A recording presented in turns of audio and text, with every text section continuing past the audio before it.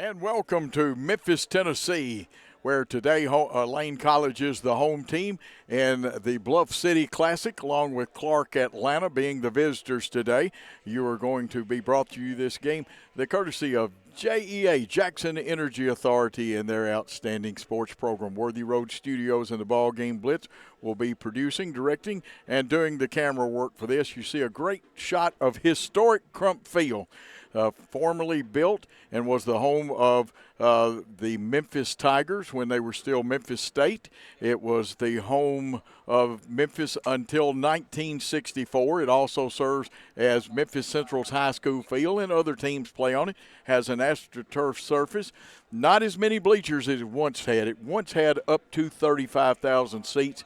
It had been increased from a stadium of about 10,000 to, I believe, 28 was the next number. But a very historic place for two historic black colleges to play football today, and we look forward to bringing you this game. A great picture of the band and the majorettes, and, of course, you know that it is a great, great tradition, not only homecoming at Lane College, but also their band. They have even performed in the Thanksgiving Day parades at several places. But we've got a great football game. The participants in this football game today, Clark comes in with a 3-0-1 record. Yes, a tie.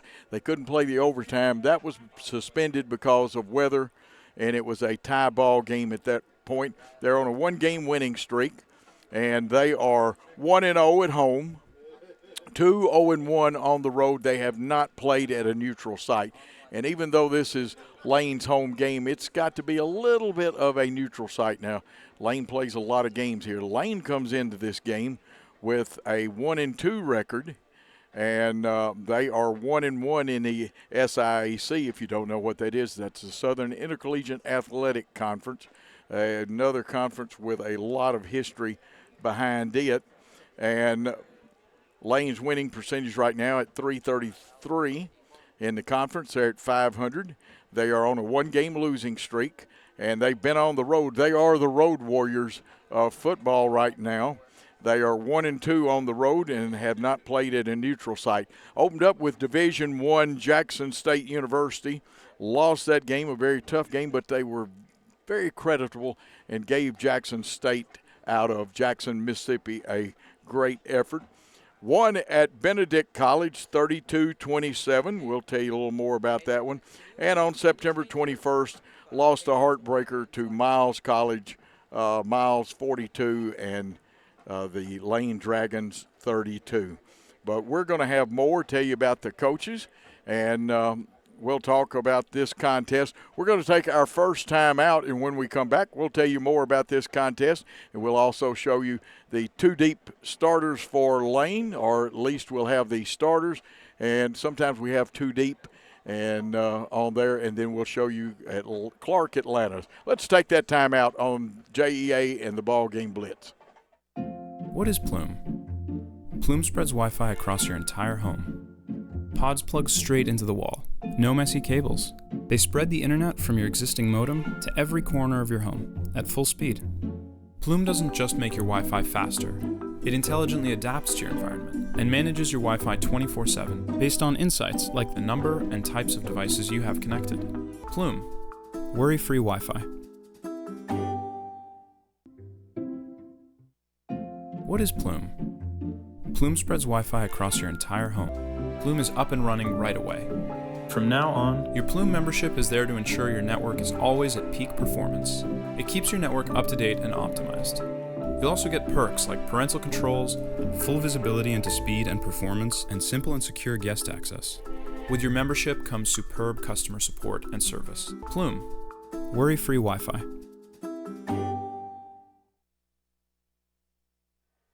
On a cloudy, overcast day, great college football will be played here as Lane host the team from Clark Atlanta. I believe they're the Panthers, we're the Dragons. And this broadcast is being brought to you over JEA, Jackson Energy Authority, with the production and cameras of Worthy Road Studios and the BallGame Blitz, who are like JEA, produces the best in sports events. And we appreciate you watching this game, and we're a few minutes away from start. I'll tell you what we will do now. We're going to give you a look at the starting charts for both teams. Let's get, and we're going, okay, I can see it over here now. I'm working off a monitor. I usually just look out at the field. Those that know me, I'm an ex-coach. And you see the starting lineup for the Lane Dragons. Jarrett Gaston will start at quarterback. And, of course, Dewey at running back. Kylan Dewey, and, of course, many fans had somebody when I was working on this said, you look old enough to know A.J. Dewey. That's a long story. We'll talk about that. Anthony Evelyn at wideout. Darian Anderson at left tackle. At left guard, Joey Anthony. Mark Bellinger at center. Xavier Hurd at right guard. And Malik Williams at right tackle. And the receiver 2 spot will be Jeremiah Santel. And then Zarek Williams will be the tight end. And those are some of the young men that will be playing for the Dragons. Now on the side, keep an eye on this young man. Very exciting young man. Wright is the quarterback for them. David Wright III, and we'll tell you more about him as the game goes on. I talked to Athletic Director Derek Burrows a little bit and Roger Ogden before the ball game, and we'll tell you about these. But keep an eye on Wright starting at quarterback for them. Their running back is a freshman, and that is Tyrone Pender, or Travian Pender. I got to keep former players of mine. He's got 107 net yards this year, averages about 2.8 per carry. Their leading rusher, it doesn't start, David Martin, who wears 16. He's got a 4.8 average. And look for Wright to pull the ball down. Let's go over the rest of it. At wideout, Harris. Euler at left tackle, Harrison at left guard. The center is Sheriff. The right guard is Singleton. And the right tackle, Moore. At the second wide receiver position, Young. And they do not operate with a tight end. With these were given to us by the team. And Christopher Reasons did a great job of transposing those from what we were given into the computer setup. Now let's talk some more about these teams. Since Clark is the visitor, we've given you a few stats on them, but their quarterback, and he's thrown most of their passes. He's thrown 152 of their 156 passes for 57.8%, 14 touchdowns. His longest pass may not have been a touchdown. It was 59 yards, and he's averaging per game 327.75 yards. We've already told you about their running backs. Receiving core, they've got 3 men in double digits for receptions.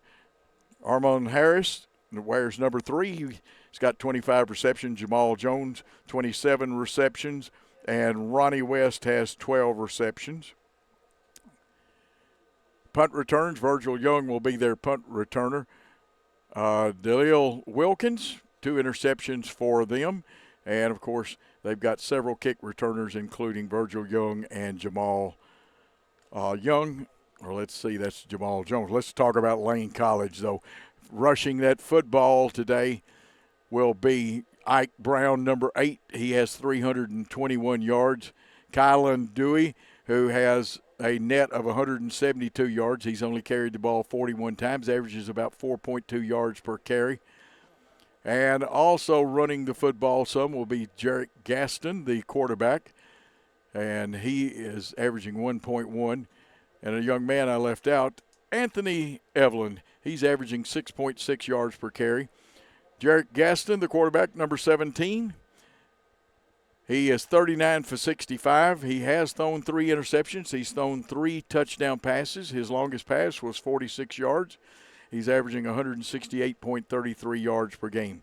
Leading receivers are Anthony Evelyn, wearing number 1, and he's caught 18 passes. Carl Pitts wears number 81, and he has caught 12. Those are the main threats. Ike Brown has caught 6 passes. Punt returns by Anthony Evelyn. Corey Jones has an interception for 7 yards, and on kick returns, Anthony Evelyn is the leader with 26.13 average for the Dragons. Now, a lot of great football to be played. We're getting closer to game time. Let's take one more timeout, and we'll be back on the JEA Worthy Road Studios broadcast. Oh, you're not going to believe this. What's going on? The neighbors got hacked again. Weird. We never get hacked. Nope. No, we don't. Smart devices make our lives better, but they're also susceptible to hackers. That's why Plume helps identify when a device is acting strange. You mean like talking to itself for no reason? I'm talking to the audience.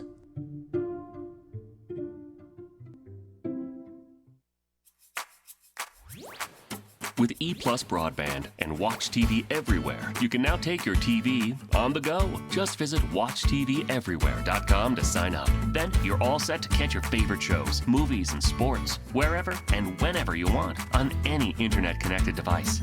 Choose from our growing selection of networks from your cable package at no extra charge. Visit WatchTVEverywhere.com to learn more. It's easy to sign up for E+ broadband's TV Everywhere. Welcome back to Memphis, Tennessee, Crump Stadium and the Jackson Energy Authority broadcast along with Worthy Road Studios and the BallGame Blitz here in Memphis, Tennessee, home of wrestling, the Memphis Tigers, and a few other things. Former Lane basketball coach Andre Turner now on the staff of Penny Hardaway over here, but we're here to talk Lane College and Clark Atlanta College football today. This is an AstroTurf field. In just a moment, I believe we have a group from Lane College that will sing the national anthem, and anything done musically from Lane College is always great. The athletic director for the Lane Dragons is Derek Burrows, the former NFL and University of Memphis player. The head coach, Byron Brown, in his third season. Lane plays at Lane Field. Some old-timers know it as Rothrock Stadium. It is natural grass. This is turf. Of course, we're in Jackson, Tennessee. It's Division II, Southern Intercollegiate Athletic Conference football. Now, Lane in bowl games, I'll give you a little history if you hang with me from time to time. They're 0-1 in bowl games, and we'll talk about some of the people. And, of course, this year we're kind of honoring the late Jacoby Jones, who became the first player in NFL history to score a receiving touchdown and a return touchdown in the Super Bowl. And he spent 9 years there. We'll tell you about some more famous Lane players. Captains are going to come out, and what we would love for you to do, sometime ask me about, or in the next broadcast that we have on JEA, we will have the people that have made some history here and ask about the 47 team. Okay, the captains are out there, and I will ask, can we pick up that? Okay, we're going to go to the field then.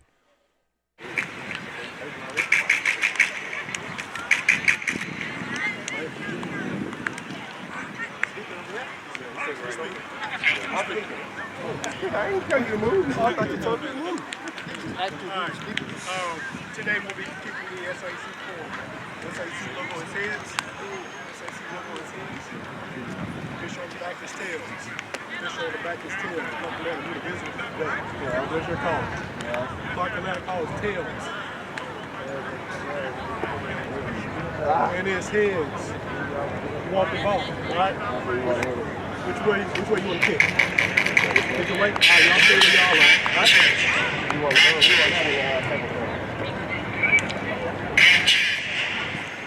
click to receive on this end. All right, guys, y'all. Good to go. Good luck, guys. Good luck.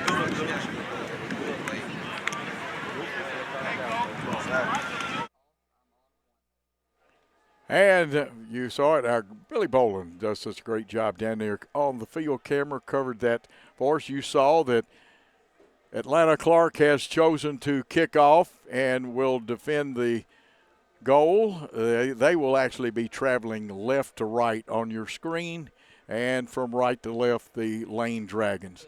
Now, here in Memphis, you want to say that is the east goal, but there's so many twists and turns to the stadium after you get off of Sam Cooper Boulevard that you almost are scared. I need to get my compass out and figure out. I think this stadium runs north and south. But here comes Clark. And you see them being led out by their flags and their cheerleaders. Clark will be in the white uniforms with the dark helmets today, and Lane University or Lane College will be in their dark all blue uniforms with the dark helmets. Love those white face masks on the dark helmets. Really makes them stand out. And we are just about ready. And Lane, led by their head coach, has made their appearance on the field. Now we'll have halftime stats for you, and we'll give you some stats from the quarters. And remember, Gaston will open up 39 for 65 passing at quarterback for the Dragons.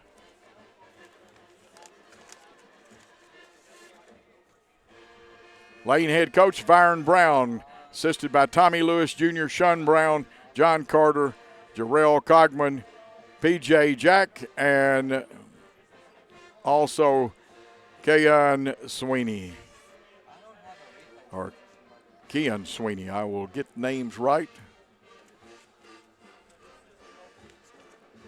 Lane won this football game last year.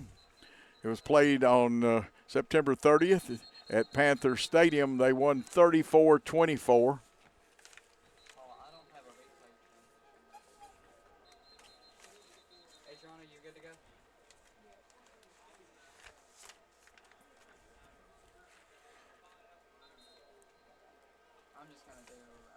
And the kick returner, usually they try to have Anthony Evelyn, the senior, receive it. Let's see who comes out for Lane.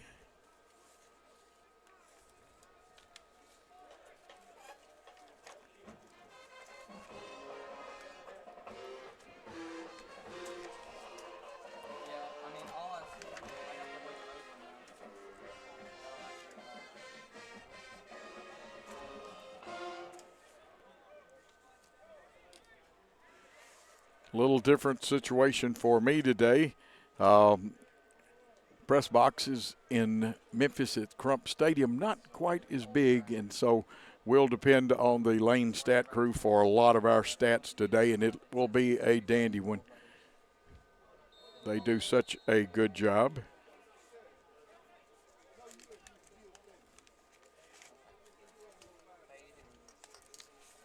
Anthony is back deep.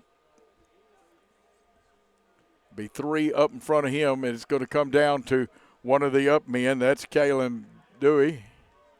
Dewey will get it out to about the 32, maybe the 33. We'll see where the official spots it. Lane College will go on offense first. Let's see who comes out there for them. We've told you what the projected starting lineup was. Let's see if we were right.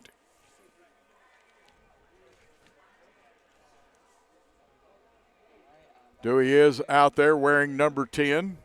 Quarterback, Jarek Gaston. Go with an H-back. That is Mammon. One wide out to this side, a slot man.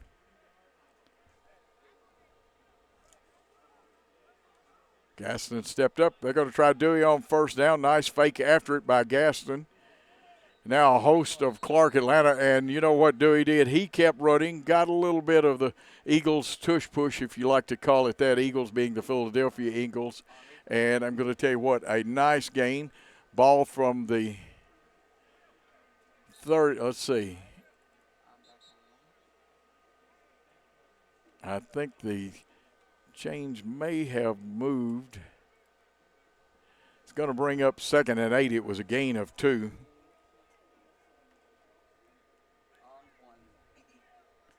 Second and 8. Man in motion. They're going to run the jet sweep to the right side. This is Anthony, and he gets hit and driven back.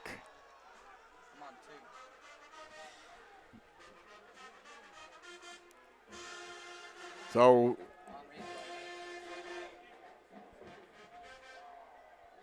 no gain for Anthony. It's going to bring up 3rd and 10, actually lost a little yardage.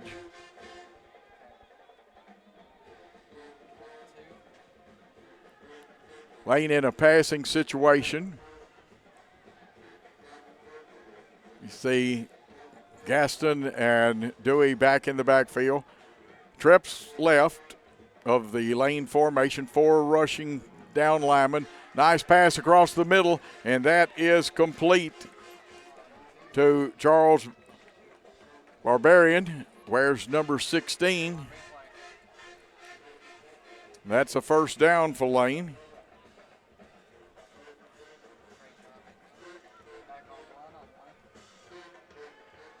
Flushed out of the pocket, Gaston is running under duress, unloads it, and a wise decision, throws it out of bounds.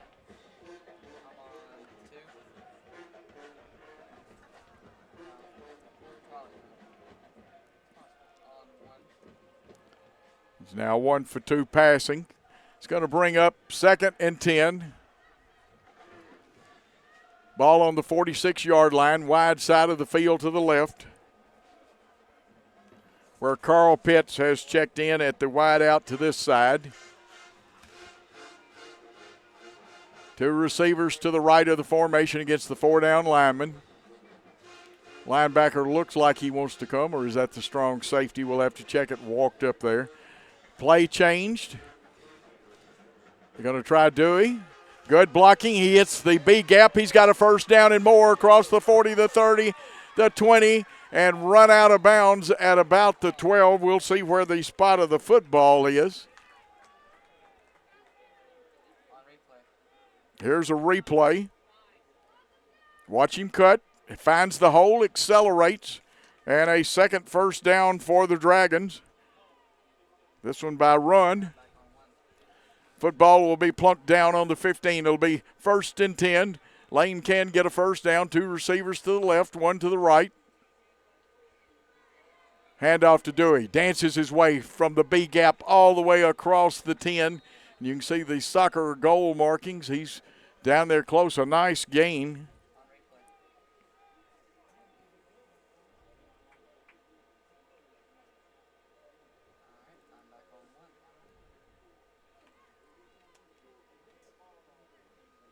Big pickup by Dewey on that play. It's now 2nd down.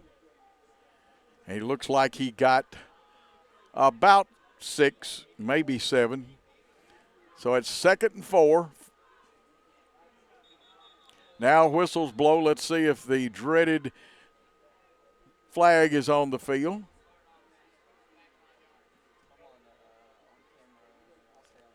We're looking at the official. Do not have the official's name. We'll love to. These gentlemen look like they're in good charge of the game.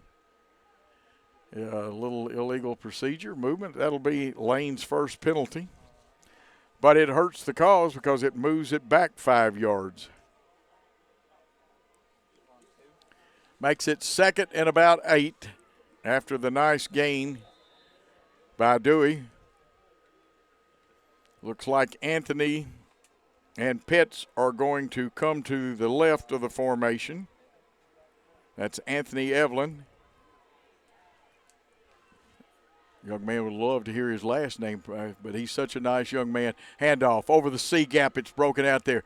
Carrying people down across the 10. Good running play there. And in the ball game, a very fine runner in his own right, Ike Brown, with a nice gain.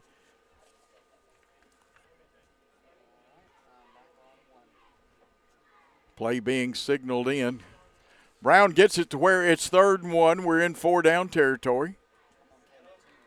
11:26 in counting left on the clock. You see our clock there.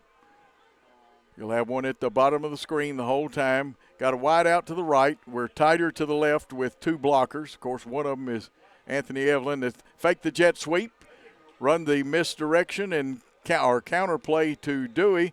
And we should have the first down by run, which would be the 3rd first down. You'll get to see a great replay here in a moment. It was 3rd and 2. It's 1st and goal.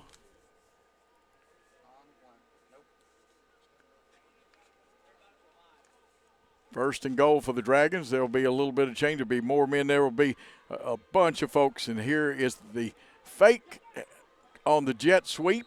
Aston keeps it. And again, there's a whole bunch of Panthers from Clark in there.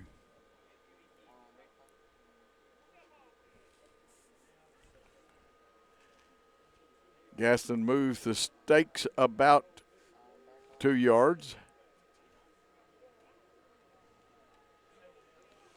Going to bring up 2nd and goal from approximately the 4.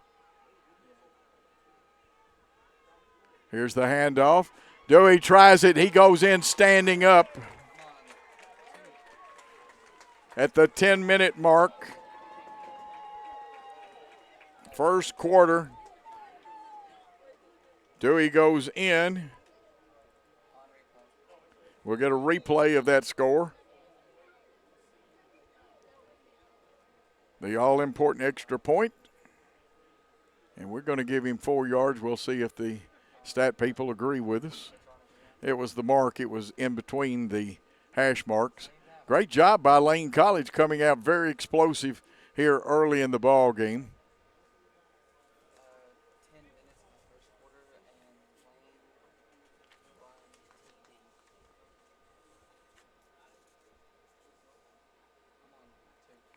Now Ortiz is the normal kicker. We'll see, that looks like his 39 jersey.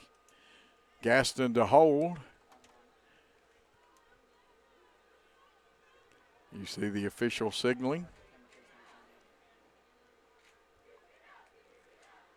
Those wing blockers are very important. You see the legs will be interlocked. Ortiz to try the extra point. Very fine young kicker.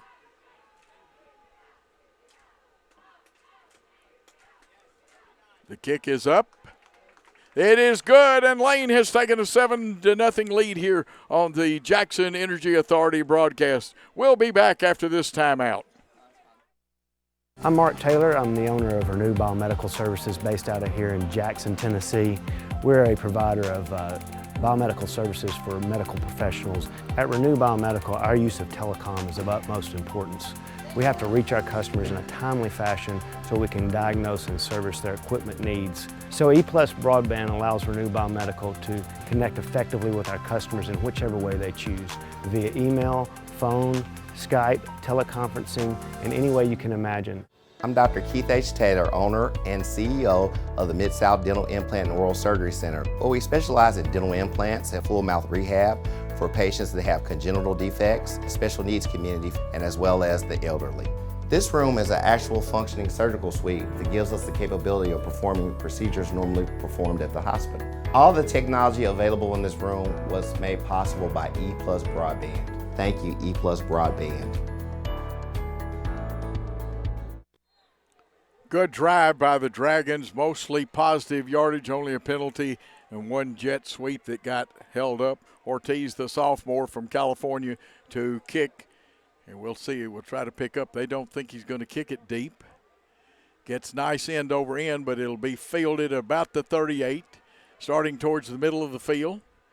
And being tackled there, a nice tackle by 2 of our young men.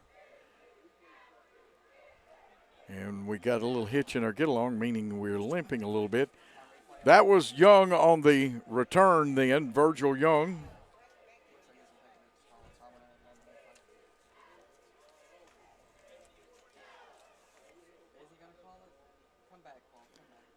Tackle by Keyshawn Lawrence. And here comes Clark Atlanta for their first time with the football.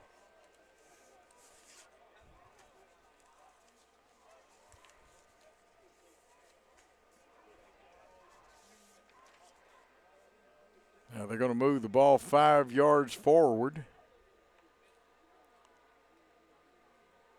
Very interesting.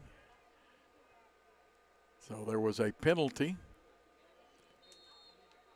And actually, Clark will start at Lane's 49. Quick out, one-man screen. Nice tackle, getting down there. For us is 26.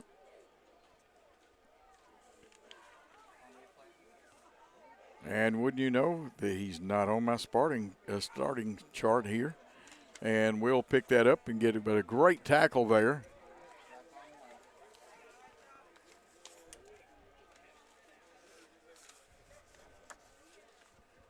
Gain of about 3. Man in motion to the left where there's now 3 receivers. Again, they try this one, a 3-man version of the screen. I believe he'll be close to a first down. It'll depend on the spot.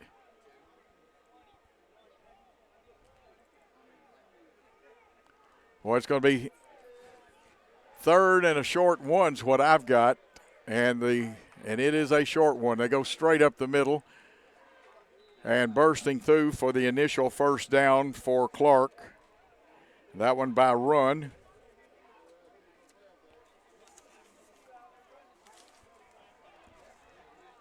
That was Pender, who's their leading rusher.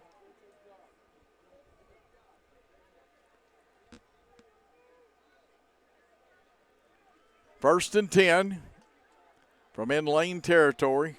Ball on the 38, wide side of the field to the right with a stack. There'll be 3 receivers over this way as they send a man in motion. Ball snap, Pender protecting, ball thrown low. Intended for Harris of Clark.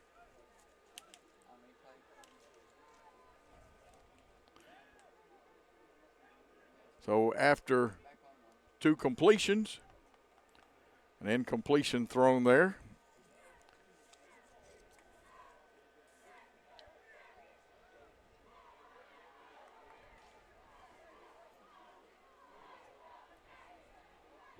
David Wright, the quarterback. That's David Wright, the 3rd for Clark Atlanta. Deep pattern. He's flushed out of the pocket, and Lane has put some serious heat into that backfield. Devon Irving, the weak side linebacker from Union City, Georgia, all over him, and a great tackle there.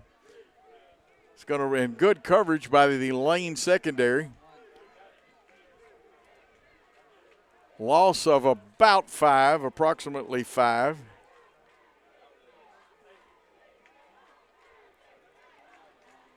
Wright has signaled in from the sideline to him. Empty backfield, 3 receivers, actually 4 to the right.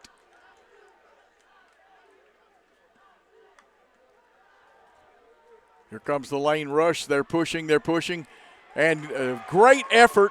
The stretch of the long arm, and it's not the law, but big number 99, Robert Brown, 5'11", 290, the sophomore from San Francisco, California. It is a punting situation.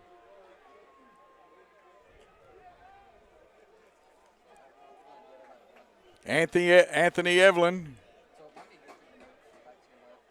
will go back to receive this. He's going to set up at about his 19. He's looking for a little instruction right now. He comes up to the 20.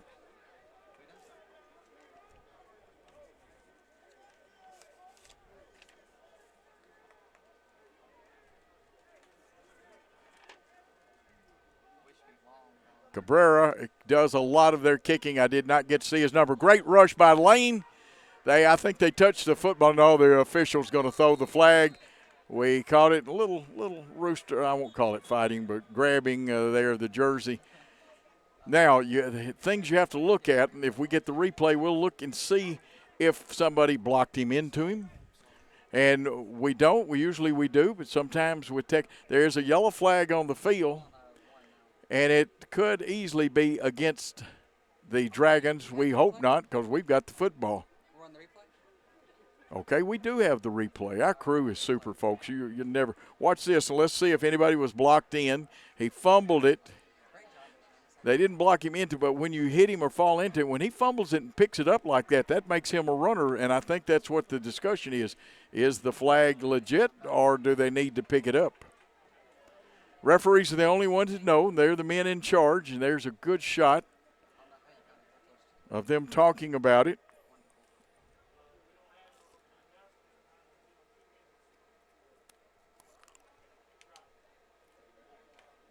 Coaching staff conferring, and I tell you what, they point, they pick up the flag, and it'll be Lane football, 1st and 10.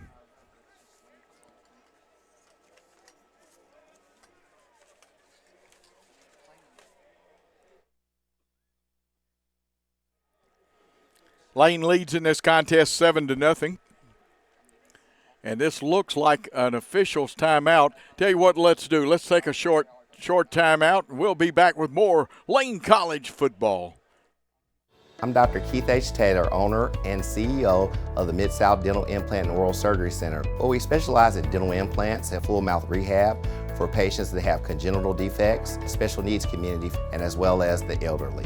This room is an actual functioning surgical suite that gives us the capability of performing procedures normally performed at the hospital. All the technology available in this room was made possible by E+ Broadband. Thank you, E+ Broadband. We are back here, exciting contest. The collegiate game takes more timeouts than we do in high school football. Coach Joe Holloway here calling the game for you. JEA, Jackson Energy Authority, bringing you this with the production by Worthy Road Studios and the BallGame Blitz, and we've got an outstanding crew here. The pictures will be outstanding. Lane came into this game 1-2. All games on the road. This one's kind of a neutral site, but yet it's home site, and you can see the great banners, home of the Lane College Dragons, and we are very proud of that team. 100 years of football, and like I said, I'm going to tease you a little bit. Ask me about the 47 team. Ask me about Coach Neil McCall, who used to coach here. But right now, we've got our own fine young head coach, and that being Byron Brown. He is assisted ably. The defensive coordinator is Tommy Lewis Jr. And, of course, offensive coordinator is Sean Brown. And here comes Clark out there. We'll tell you about both these coaching staffs in a few moments. But we're ready to play a little football. 1st and 10 from the 29-yard line of Lane College.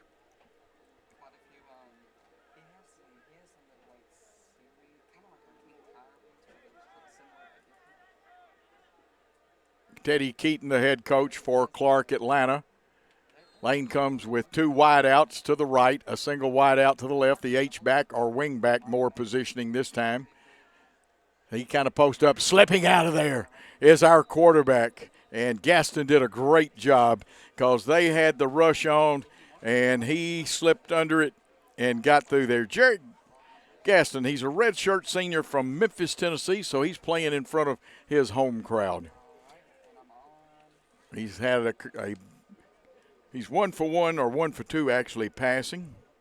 And that big first down pass. Runs this team quite well.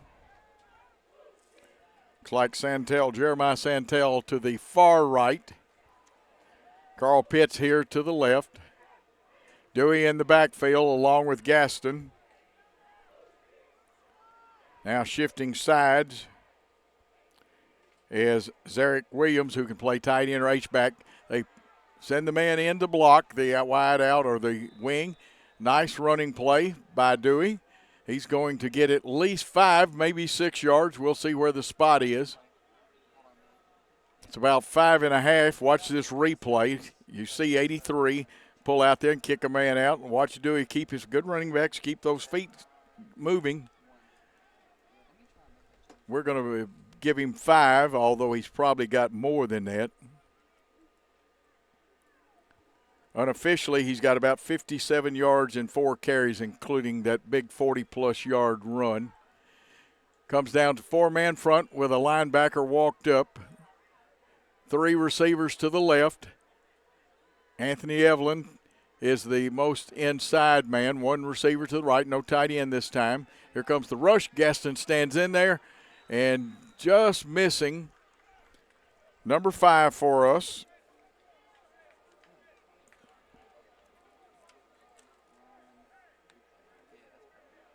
And good coverage by Atlanta Clark.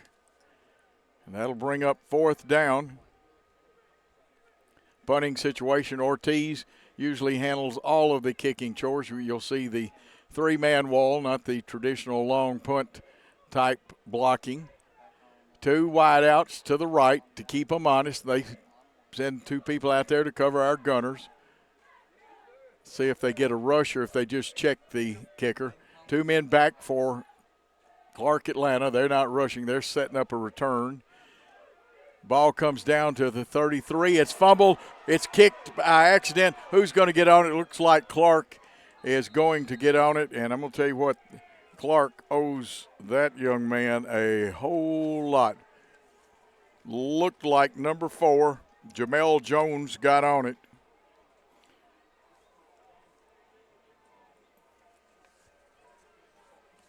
And Lane will go on defense. It'll be 1st and 10 for Clark Atlanta.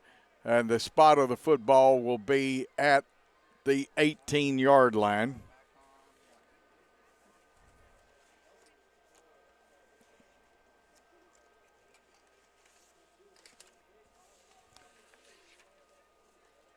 Both teams waiting. We'll check and see, and we got to get used to the rhythm of this to see if it's really a timeout. Long possession, 82 yards away from pay dirt. Teams are still talking, and I tell you what, we've got time for a short timeout here on the JEA Network.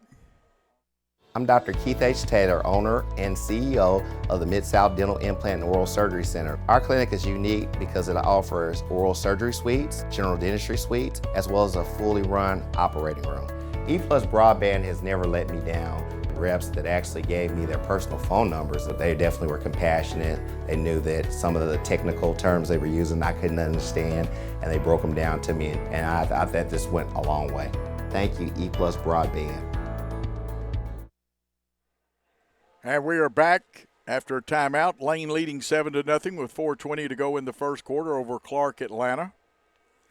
And, of course, Teddy Keaton is the head coach for Clark. He's talking to his troops. And this is an officials timeout. You have more of those, or media timeouts. See Ortiz working with the kicking net a little bit. I don't think he was happy with his punt. We got a good result out of it because good coverage by Lane and knocked it out of his hand. I don't think he really had a good grip on it. And if it hadn't been for Jamal Jones saving it for them, who is listed as athlete for Clark, Lane had a shot at it.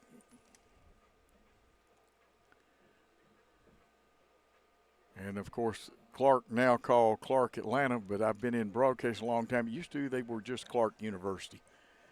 Lane, of course, Lane College Dragons, named for Isaac Lane, or Bishop Isaac Lane. Let's give you the whole story on that. A fine man who decided there was a need in education. And like I said, a very historic university. The Lane College Dragons here on Jackson Energy Authority. And we'll have some more of Lane College's coverage. A couple of really great pressures and sacks the last time by our defense.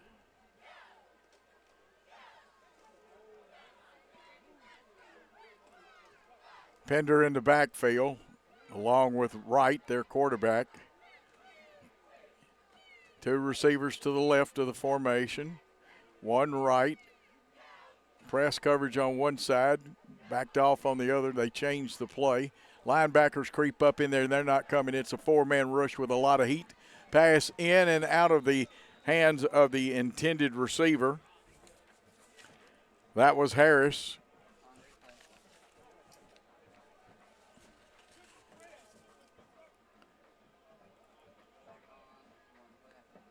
Two for 4 now passing unofficially. And remember, all of my stats today are unofficial. We'll get stats from Lane's fine stat crew at the end of each quarter and at halftime. Nice run coming up across the 25.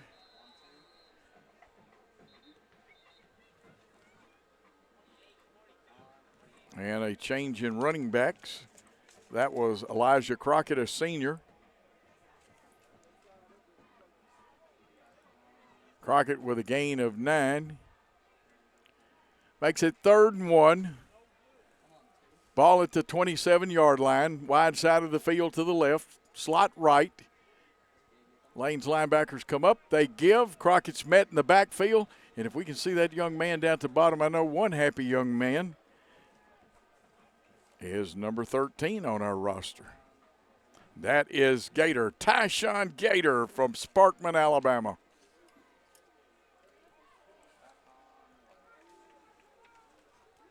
And loss of a couple of yards. Great defense, and you know that brings up the infamous 4th down. 4th and a long 3 or short 4, depending on how you want to look at it. Anthony Evelyn goes back for Lane.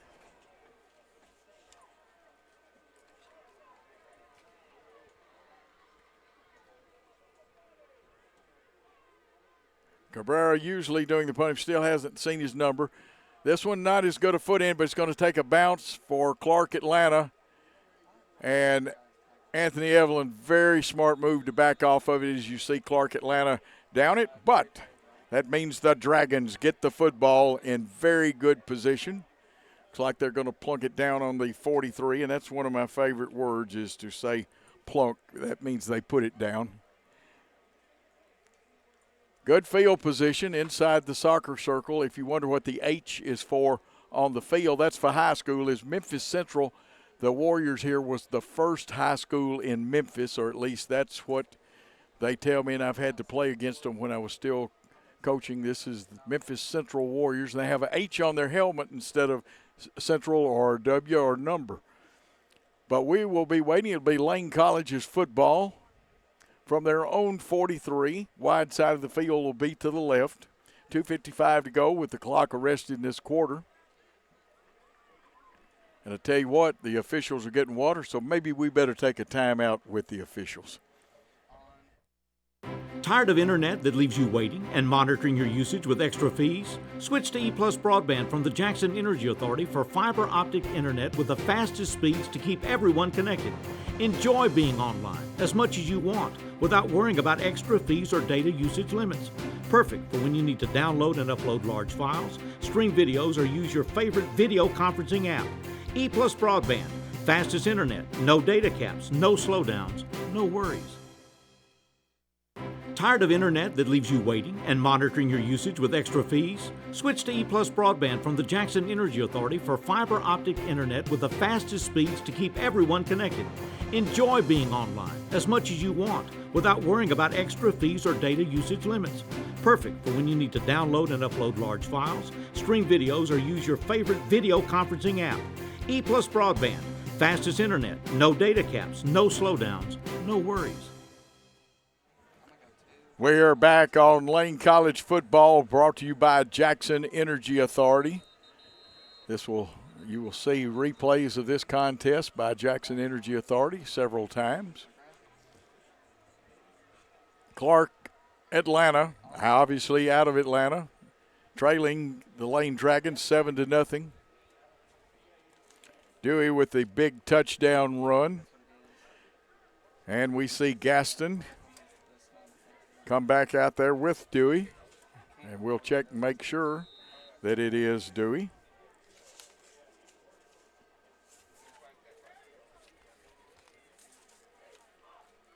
A little bit of delay there, but getting back, and then a host of Clark tacklers.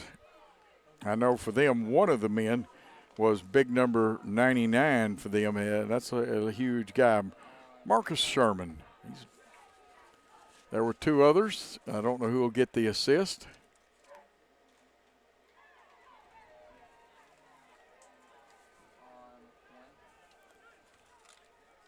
They mark it up as no gain, so it makes it 2nd and 10.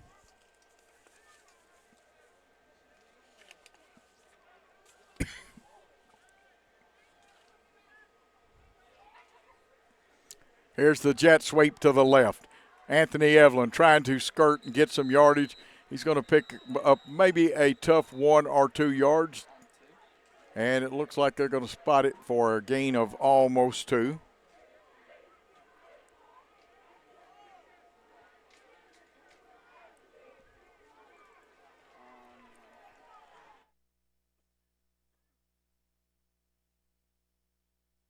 Brings up a big 3rd down. 3rd and approximately 8. Ball closer to the left hash marks. Remember, lane's going right to left on your screen. 2 receivers, kind of a 3 actually. They've got a close to a bunch formation. 1 running back, that's Dewey. He goes out on a circle route or a wheel. Thrown up in the air. This one's going to be picked off. And no, they say he did not hold it. Good double coverage that time. They knew or read the defense right. The safety dropped back there. And, of course, the defensive back did a very good job. That was Somerset for them. And it'll bring up a punting situation. Ortiz on to punt for Lane.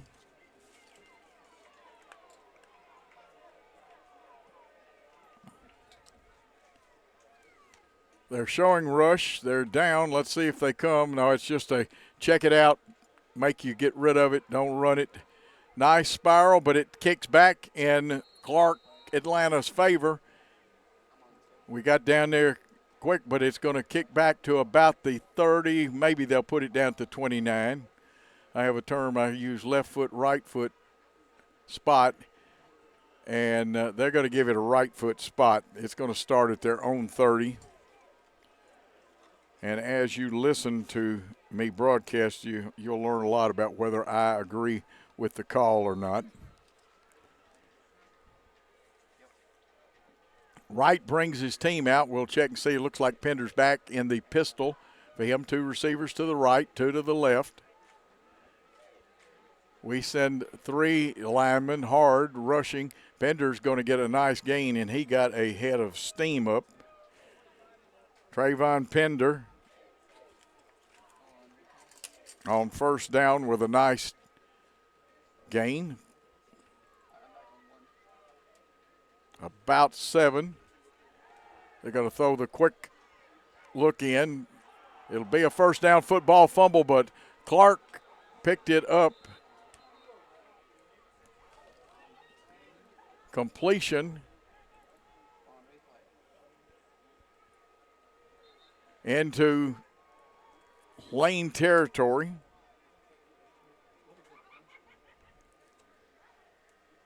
They're going to say the ball was down at the 49. That's where 1st and 10. Clark Atlanta will start with 2 receivers to each side. Lane's got 2 down linemen, stand-up defensive end, a couple of linebackers dancing up in there. Here's the snap. It's pass all the way. And let's meet at the quarterback, and the first man to hit him is 99. And you know I love that number 99, and Lane fans should too. What a great job that young man does. And I'm kind of spoiled used to my spotting charts, but we'll try to get it loose where I can see it.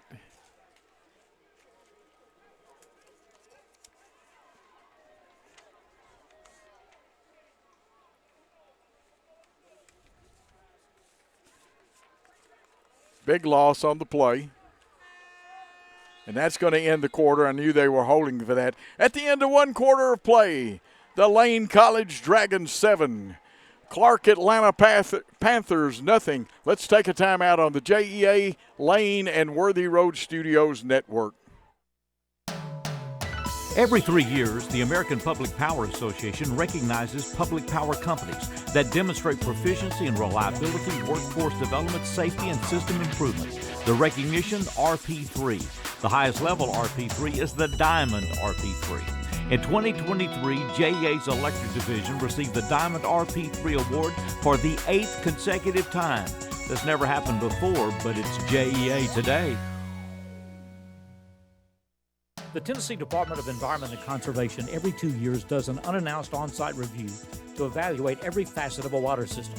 Inspection includes real-time water sampling, records reviews, personnel training, certification, and more. A perfect score is $5.99. For the 3rd consecutive inspection, covering the last 6 years, the Jackson Energy Authority water system achieved a perfect score. $5.99, 100%, 3 consecutive times. That seldom happens, but it happened now at JEA today. Coming back after the end of the quarter, we'll switch into the field. Lane leads 7-0, have possession of the football.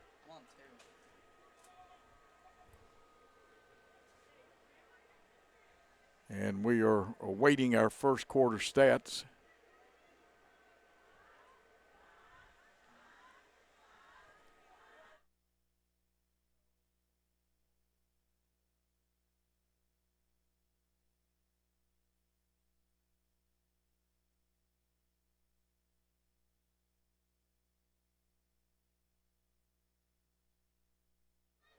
We are back at timeout, taking a little longer between quarters, and we are still awaiting our stats. Now, we're supposed to change ends of the field, and they will. The football will stay there. Proper mechanics by the officials.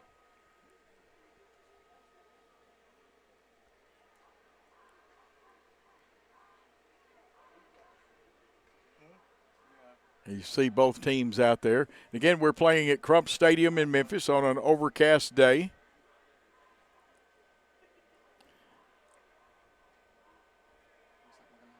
"75 degrees is what we have at Memphis, cloudy. Low today is only going to be 61. There's been a ton of rain from the hurricane, but this is an AstroTurf field. Appreciate all the help Roger Ogden has given us, the assistant athletic director. Also, Darlette Samuels, good friend Bill Hamilton, reached out to Darlette. She gave us some help with this broadcast, part of the great team at Lane.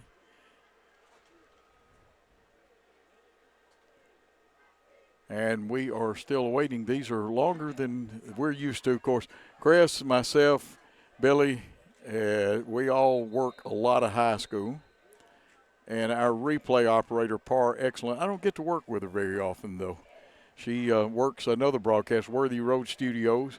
And, of course, JEA does high school football also with the great Steve Bowers, play-by-play, and my old running mate, Milt Canterman. We're ready to play football, and they did not swap.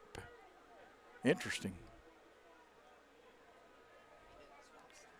Well, actually, they've got the stakes marked off. I must have missed a penalty somewhere. We'll see what's up. Trips left, one receiver.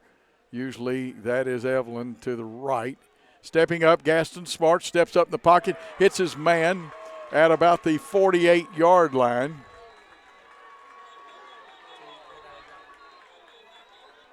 And we'll get a replay on this one for sure. Nice pitch and catch there.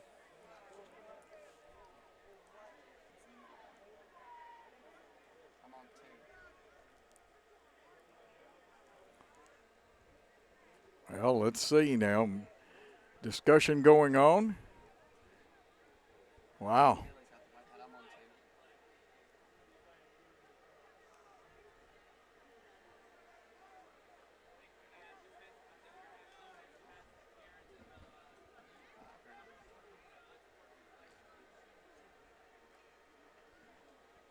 This is interesting. The important thing is to locate where the down marker is. Still showing first down because we are not 100% sure. We'll look for a signal from the officials. And if we have time, I'll try to go over some NCAA versus high school rules differences. And there are several.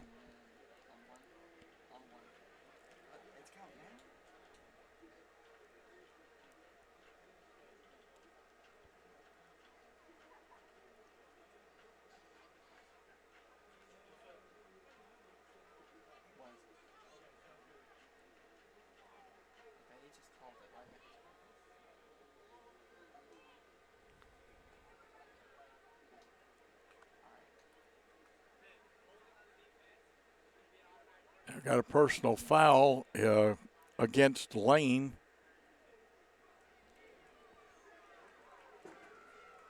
And we've changed sides of the field now.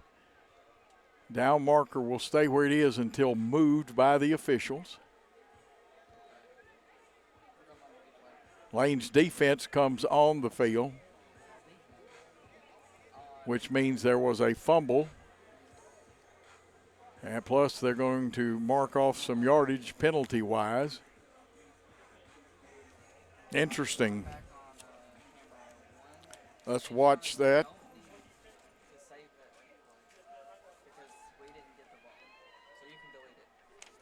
We're back here with it in their best field position for Clark Atlanta.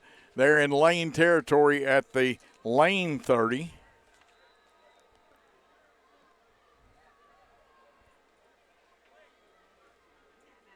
And I think Coach Brown wants to talk to the white hat, and he deserves an explanation. So we're going to stop action again. They're going to move the sticks. The only thing that I'm pretty sure of is it's 1st and 10 for the Panthers from Clark, Atlanta. And we're going to take a timeout here while they sort things out. Let's take that timeout on JEA and Lane football. While many cities in Tennessee now actively work to get broadband, Jackson, Tennessee in 2004 built what big communication companies would not build here. Jackson became Tennessee's first fiber-to-the-home city.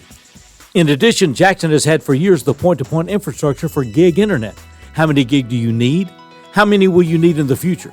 It doesn't matter. Jackson doesn't wait. The capacity is already here and has been for years with E+ broadband and JEA today. Jackson organized in 1822, went nearly 50 years without a collective utility. But in 1871, the Citizens Gas Light Company offered manufactured gas. Railroads brought in coke, a form of coal, burned in ovens located where the AMP is today. Stored in above-ground tanks, they carried the gas through wood pipes downtown. Lamplighters would fire up the streetlights at dusk. Part of the gas company building is still visible at the farmers market today. Citizens Gas Light Company, the first step toward JEA today. The explanation we were given, there was a reception with a steal of it. You can call it interception. We'll see which way the official scorer scored.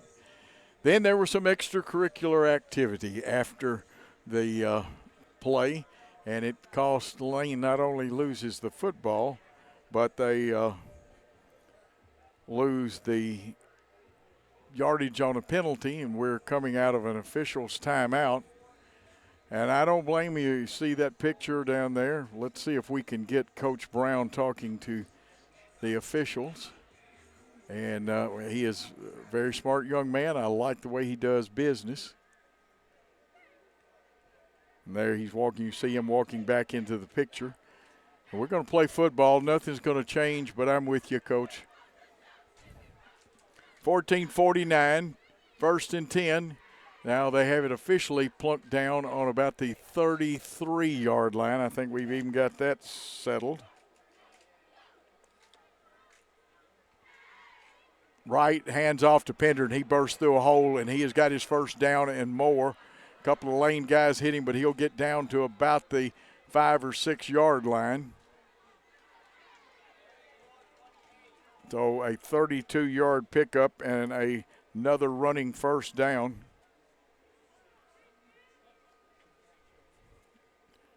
Wright is your quarterback.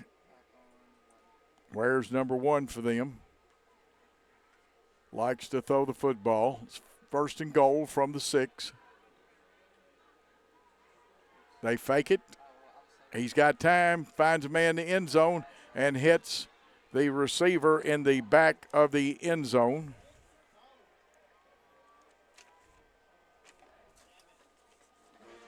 Touchdown. It's 7-6 with the extra point to be attempted. Delancey Tolliver with the catch.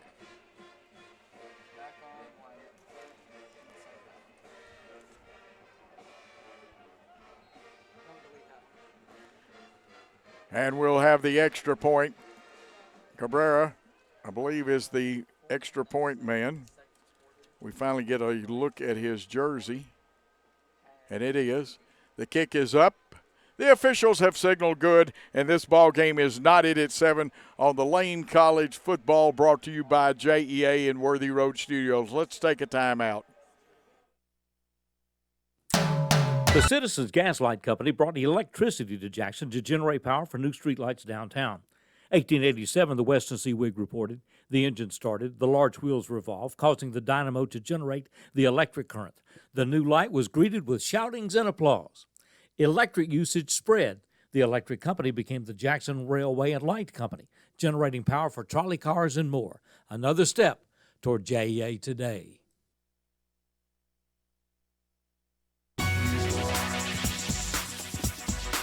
Keeping utilities in service requires continued investment and maintenance. In 2024, JEA began changing relief valves on the 10 main ProGas propane tanks. This process is undertaken every 10 years to ensure that these essential relief valves are current and functioning, providing utility service that's safe and reliable, a key part of JEA today. back after the touchdown pass and catch. And we are waiting kickoff, as there's always more time in a college game for those of you that are used to the high school games. I tell you what, Chris, have we got the last replay that we could play? If we don't, it's okay. I just thought it might entertain the fans.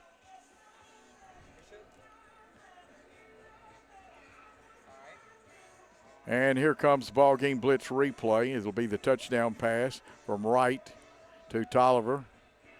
Looks like it's intended for one man, but Tolliver in the back of the end zone beating our coverage. That made it 7-6. The extra point by Clark Atlanta was good at 7-7. 14:07 to go. Lane will be receiving the kickoff. And last year this game was white knuckler, slobber knocker, won by Lane down in Atlanta. Coaching staff, I'm sure right now, making adjustments on the coverage, because that one we had a man in the same area code but not close enough to make a play.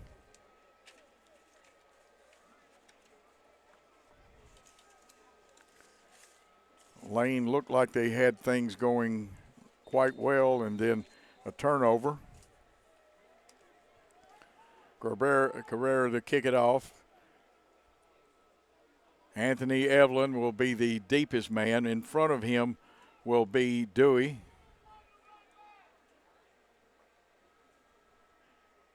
Here's the kick. They wanted to kick away from it. It carried deep enough. Anthony Evelyn's got it across the 10, the 15. He's missed there. The 25, the 30, the 40, the 45. High stepping. He'll be pushed out of bounds in Clark Atlanta territory. Anderson pushing him out for Clark Atlanta. Great return. Let's watch this replay of Anthony Evelyn, the 185 senior from Atlantic Beach, Florida. Lane College sets up with excellent field position. This time it'll be at the Clark Atlanta. They say he stepped out at the 40. Well, were they putting it closer to the 46 or 7? Let's see what they plug it at. The 46. Way to go, gentlemen. You did good with that placement. 1st and 10 for the Dragons. Ball on the Clark Atlanta 46. Wide side of the field to the right, one receiver to the right, 3 to the left. Gaston in the backfield gets the snap, hands off over the B gap, and running hard with the football is Kylan Dewey, the redshirt junior. Dewey with a positive gain of about 2.5 yards. We'll see it on replay.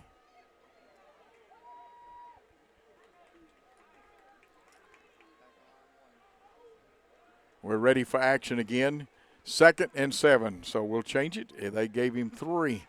Stake doesn't look like that. They were in the neutral zone, they being Clark. Let's see, the flag goes down, the lobbed up in the air.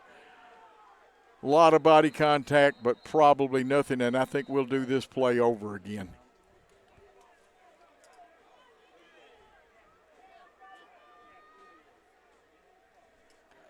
Checking out, let's see, with the flag is down, came from an area I didn't think it would come from, because they were clearly into the neutral zone. 5 is marked off. That will erase the incompletion, and it'll make it 2nd down and about 4 yards to go.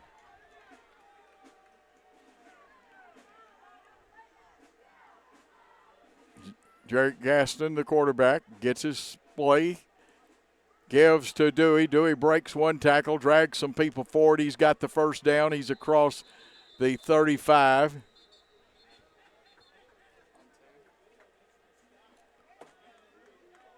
We'll see where they put it down. There's a Lane helmet off, so that means one young man, Dewey himself, will have to, and they may have blown it dead where the helmet came off. Let's see what they do. They plunk it down about the 34. So I'll pick up a 5.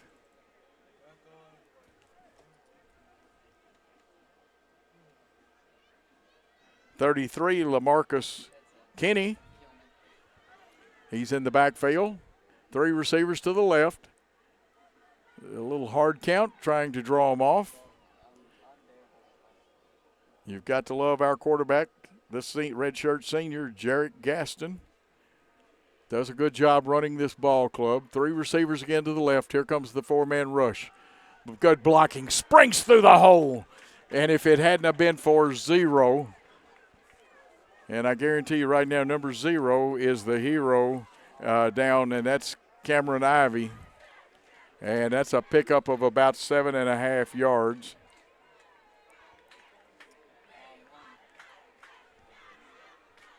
Second and 3.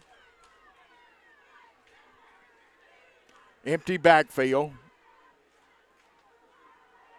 There's got to be a flag on that one. We go for the end zone, and I'm not so sure about that one. Depends on the official's interpretation.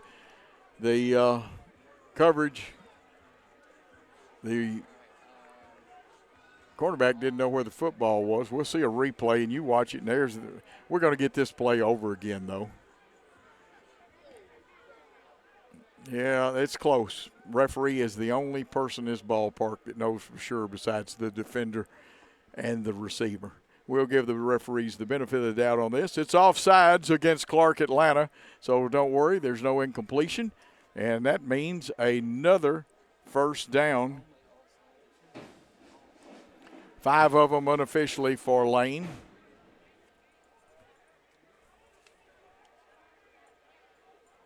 See Charles Barbarian to the left of the formation, along with looks like Pitts out there.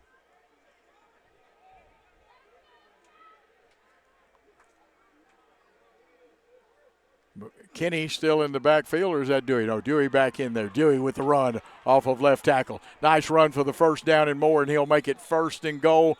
And here comes the infamous flags down, so hold everything. Used to be a cartoon. Quick Draw McGraw would say, hold everything, Bob Louie. Most of our listeners probably are too young to remember that. I'm 73. There is a hold. Oh, that nullifies such a fine run right there. A holding penalty.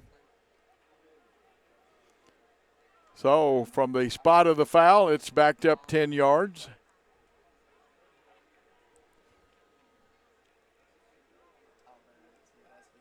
And that will make it 1st and about 17.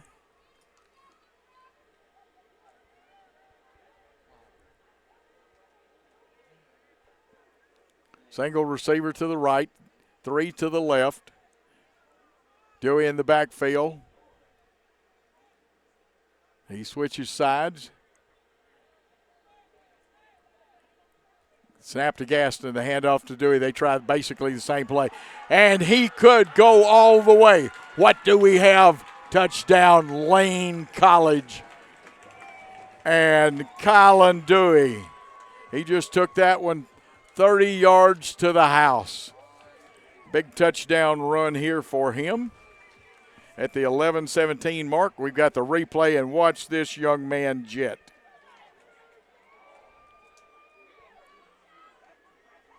Ortiz on for the extra point. 30 yards, and let's give it the 11-17 mark, second quarter. Awaiting the extra point. The snap. The kick is up. It looks good. What do the officials say? It is good. It's 14-7. Lane has taken the lead here at Crump Stadium in Memphis, Tennessee, on the Lane College broadcast on JEA and Worthy Road Studios. Let's take a timeout. The mission, clear sewer lines. The equipment, sewer jetters.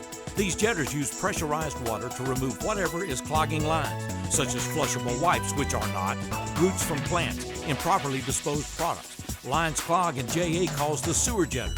JA now has its 3rd and newest unit, crucial in keeping sewage flowing. 8 to 10 million gallons of sewage is treated and discharged clean every day, so keeping things moving is an essential part of JA today. The mission, clear sewer lines. The equipment, sewer jetters. These jetters use pressurized water to remove whatever is clogging lines, such as flushable wipes, which are not, roots from plants, improperly disposed products. Lines clog and JA calls the sewer jetters. JA now has its third and newest unit, crucial in keeping sewage flowing. 8 to 10 million gallons of sewage is treated and discharged clean every day, so keeping things moving is an essential part of JA today. And I've been appraised as you see the ball kicked off, picked up by one of the up men, Martin. And Martin is tackled with a great effort down there. I want to give credit to that young man running off the field for Lane College. There are, unfortunately, no stats. They're keeping them, but they can't print them or send them to us because the Wi-Fi is out. Wow. I know one thing, Wardell Forsell, sophomore back, did a great job on coverage then. Clark Atlanta has it 1st and 10 on their own 16-yard line. Right at quarterback. We'll check the running back. They're going to try the quick screen out here to the left. It's complete. Gain of maybe 4. We'll see where they spot it. Looks like about a gain of 4. Wright had been 0 for 3 on his last ones, and now he's only got about 13 yards passing this time. 3 for 6 passing today unofficially. You see we've got cornerbacks playing tight. We rush it. Goes in and out of the hands of their intended receiver, Elijah Crockett. I saw Crockett in the backfield a while ago. So it's incomplete. That's 3 for 7 passing. And like I said, this young man likes to air it out. David Wright III, 5'11", a junior from Tampa, Florida. We loosen our coverage a little bit. Bunch of 3 receivers to the right. They fake the run. Sprinting out is Wright. Wants to throw it. Throws it about the 35-yard line. Receiver will fall forward. It'll be a first down by the pass.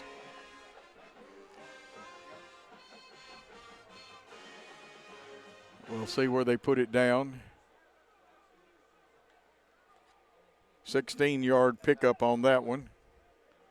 4 of 8 for Wright. And again, our stats are unofficial. Wi-Fi out, and we're not getting the official stats. Maybe we'll get something at halftime.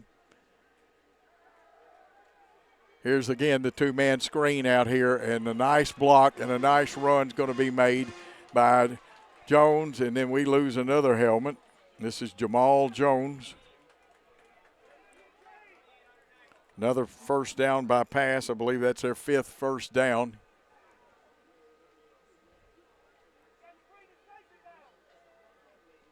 $34-yard pickup on that one.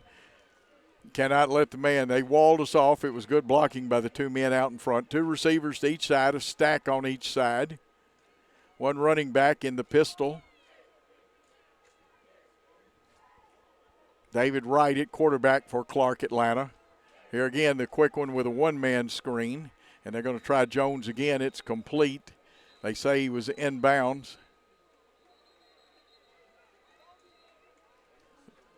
The clock still running. About a 5-yard pickup. 2nd and 5 in Lane territory. That nifty run by Jones moved it quite a ways.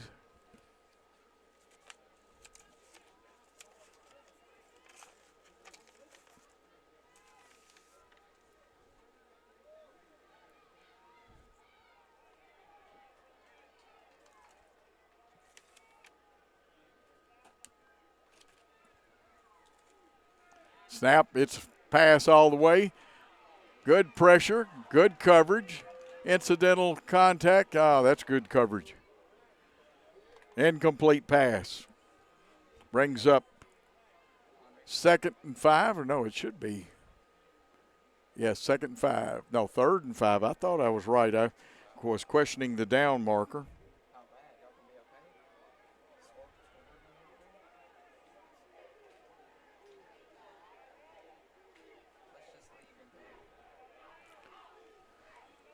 Wide side of the field to the right. 3rd and 5 from the 25-yard line. One man in the backfield with Wright, the quarterback, 2 receivers to each side. They send all 5 men out into the pattern, throwing for the flag, and the flag is the orange one. It's not the referee's kind. The pass, as you see, goes incomplete, overthrown, and it's going to bring up 4th down. Let's see if they bring their field goal kicker out, or they're going to go for it on 4th and 5.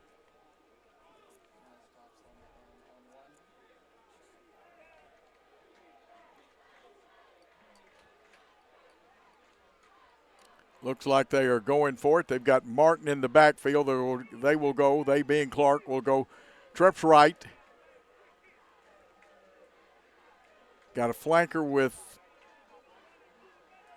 we're moving, changing. We got 2 down linemen, a hard rush from the outside, delayed rush. And you know who it is, but they didn't call him down, but it's still incomplete. It doesn't matter. The ball will go over on downs, and it sounds like a train, but number 99, Robert Brown from San Francisco. What a job he has done today.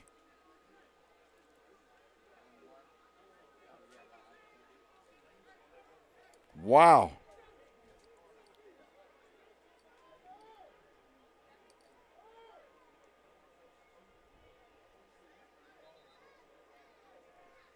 Right now, 7 for 13, and this is a good young passer. Lane will take over the football with the nose just barely touching the 30-yard line.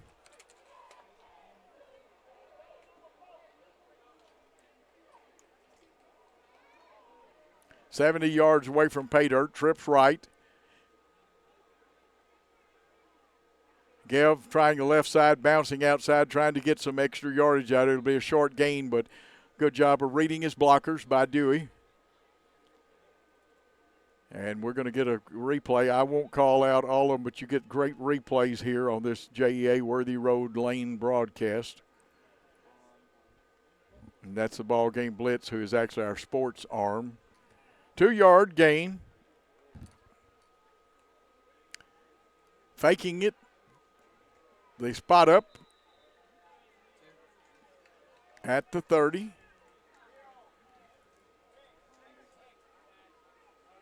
So the ball actually started on the 25. Spot up for about 3 yards. Catching it was good old number 1. You know him. Our kick returner and a lot of things, and he's in motion. Breaking across the middle, they've got him. He breaks one tackle at the 50, the 45, the 30, the 20. The 10, the 5. He could run all the way to the City Hall in Memphis here. Yes, all the way to the City Hall. It is touchdown, Lane College. Anthony Evelyn with a 70-yard touchdown pass and catch combo. And what a great job, and he took it to the house. And yes, you can run all the way to City Hall here in Memphis.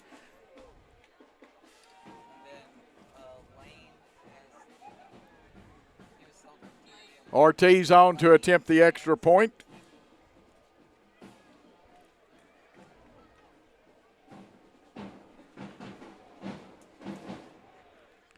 At the 6:50 mark, the kick is up. The goalposts have disappeared, and that means it's good. It's 21-7. Lane College with the lead. Let's take a timeout on the Jackson Energy Lane College Worthy Road Studios in the BallGame Blitz broadcast. Jackson, Tennessee, 1887. The newspaper reported that the new electric light was greeted with shoutings and applause. The downtown crowd cheered the new electric streetlights. Today, clean water, sewage treatment, light, the warmth of natural gas, gig internet. We take it all for granted, but they represent decades of time, multiple millions of dollars in investments, and generations of skilled and dedicated employees. All the foundation of JEA today. Heating and air conditioning costs are over 50% of our average utility bills. Heating water, another 20%. 70% of our costs are basically for comfort. Utility costs are going up.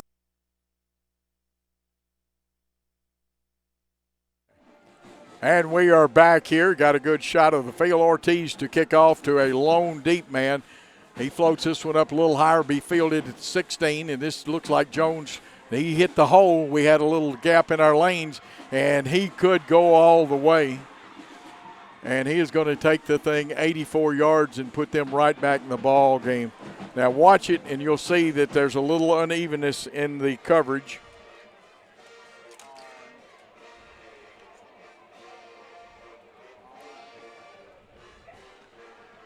Keep your eye on this. We'll be lined up for the extra point, and we'll tell you about that. But here he comes. This is Jones. Now, say we did not have that lane covered, and then a good block by one of the Clark Atlanta players, and he did a good job of tight roping down that sideline.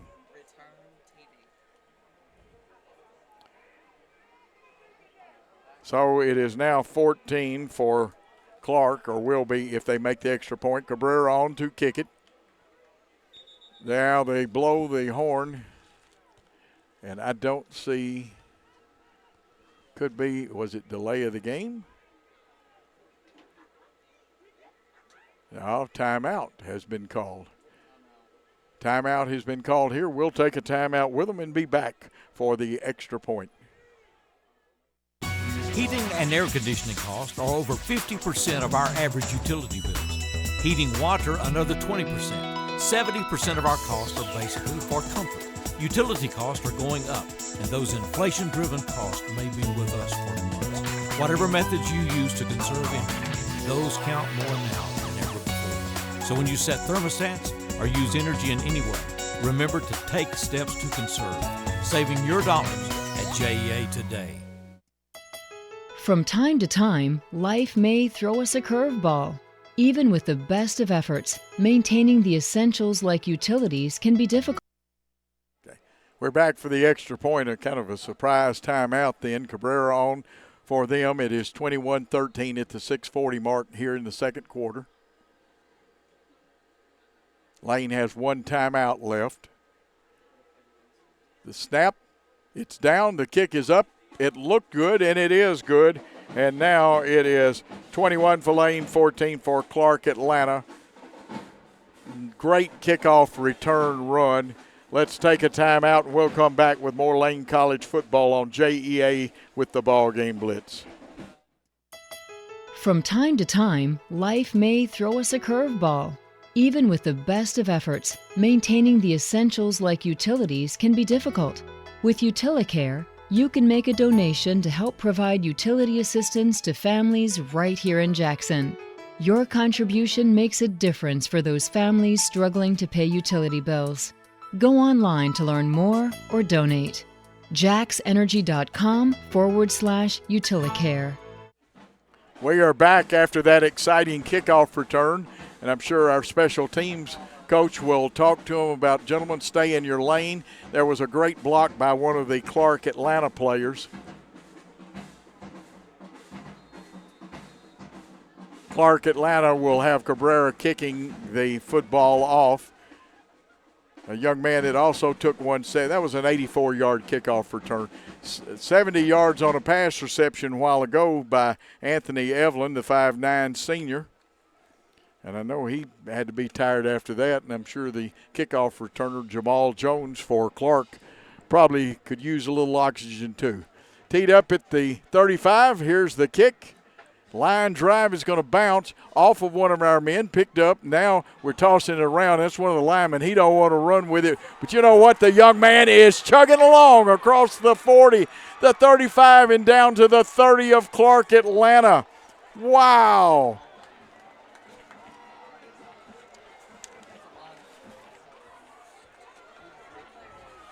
We got to see the replay of that one. That is something else. Lamarius Jackson. What a return. Just watch this and enjoy it.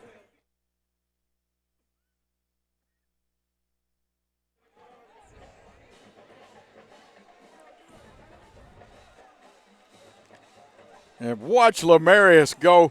Great job by him. And, wow, I am impressed. He's a linebacker. And we come out 1st and 10. Ball on the 30 of Clark. Great field position. Give to Dewey, trying the A gap. He's going to get good yardage from the 30 down to the 20, and it looks like he's probably got a running first down. Everything depends on the spot of where they say the knee touched the ground. Let's watch that again. Watch Dewey. There's a hole you could drive a Mack truck through. They say he is about inches short, or are they going to measure it? Let's see. It's awfully close. We need an electron microscope. If it's short, it's a millimicron short.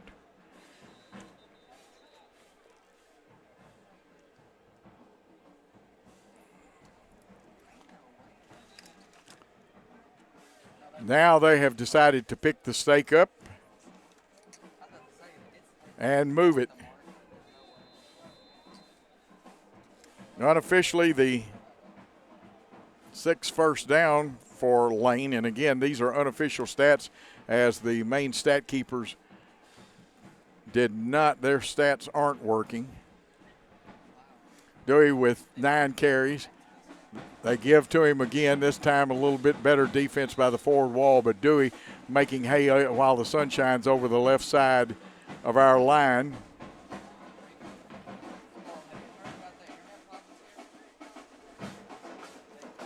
Big number 90 for Clark Atlanta with that tackle. And I'm going to have to check my roster for his number. Pick up by Dewey of about 2.5, maybe 3. Here's the pass play, left side. It was up in the air a little bit. It was intercepted but out of bounds, so it'll just be an incomplete pass. That's one of those that, unless you throw one on a rifle, we had it open for a minute, but it closes fast. Those defensive backs can close in a hurry. 3 for 7 now passing for Gaston. We're going to bring 3 men to the right. Anthony Evelyn, the most outside of those 3. 1 receiver to the left. Dewey still in the backfield. They'll send Evelyn in motion, then he'll change directions. Looking for him. Now, nice toss out to Dewey. Dewey wants that goal line. He smells the goal line. Dewey has the goal line. 17-yard pass. It's a touchdown, Lane College. We're going to get the replay. Watch quarterback Gaston. Great job looking. Steps up in there. Makes the toss. Dewey's going to do the rest of the work. That is great. 17 yards for a touchdown. Lane moving that football. Ortiz on to get the extra point.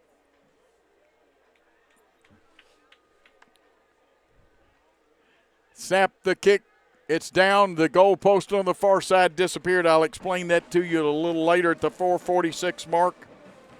Lane has regained a lead of 28-14. Gets their 14-point cushion back in there. We're going to take a timeout on the Lane, JEA, and BallGame Blitz Network and come back with more exciting action. My name is Mark Taylor. I'm the owner and president of Master Medical Equipment here in Jackson, Tennessee. As we've grown, our bandwidth needs have grown too. With E+ broadband, it's allowed us to do more things at once. So even though we're located here in West Tennessee, we have customers both out of the state, nationwide, and internationally that we use E+ broadband to communicate with. Email, online chat, telephone, however they prefer to communicate with us. And E+ broadband allows us to do that. We are back, and let's see what lane strategy. Everybody's got to stay in their lanes. Man that just took it 84 yards is back deep for them.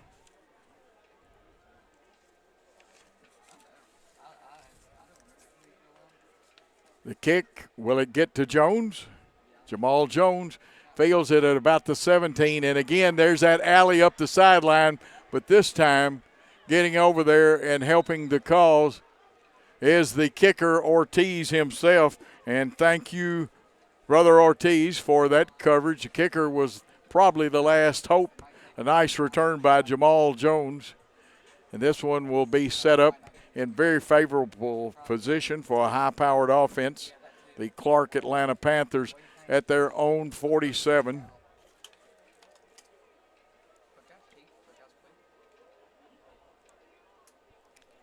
But like I said, very good field position for them. Tolliver and Jones scoring their touchdowns. Wright is the quarterback. We'll see if Pender's back there with him. 3 receivers to the right of the formation. Here's a nice pass. Caught, breaking a couple of tackles, and now a host of lane tacklers. He'll be driven out at about the 42. 11-yard pickup on that one. And that was Virgil Young, a graduate player. He's got a year's eligibility left in wide receiver. Quickly to the line with 3 men to the right. A trips lane with 2 down linemen, 2 stand-up defensive ends or linebackers, if you prefer to call them that. Threaded in there, and a great catch, and tripped up by a shoestring tackle by Irving for Lane, but a great catch from the 41 down, and we'll see where they spot it.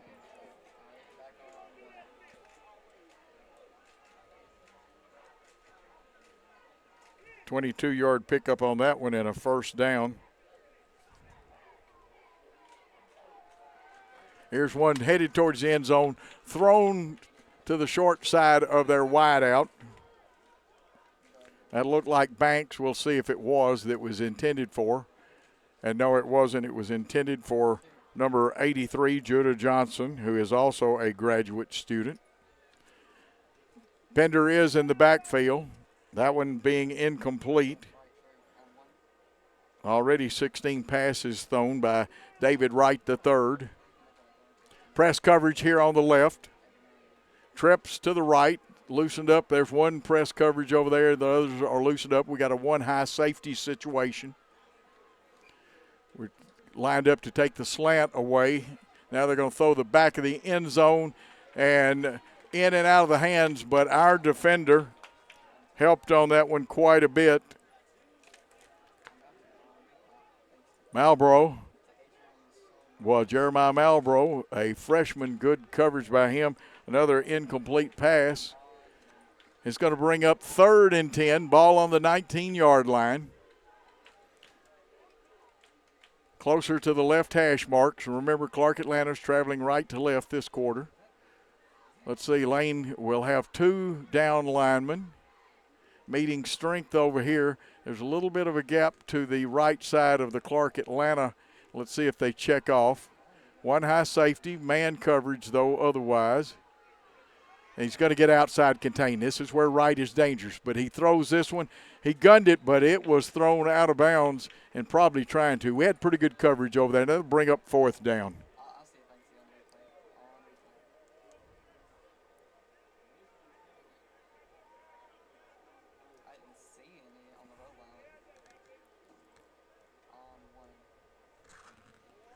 18 passes attempted so far by the quarterback. This one will be put down at about we're going to call it the 26. With the 10 of the end zone, it will be a 36-yard field goal attempt by Cabrera.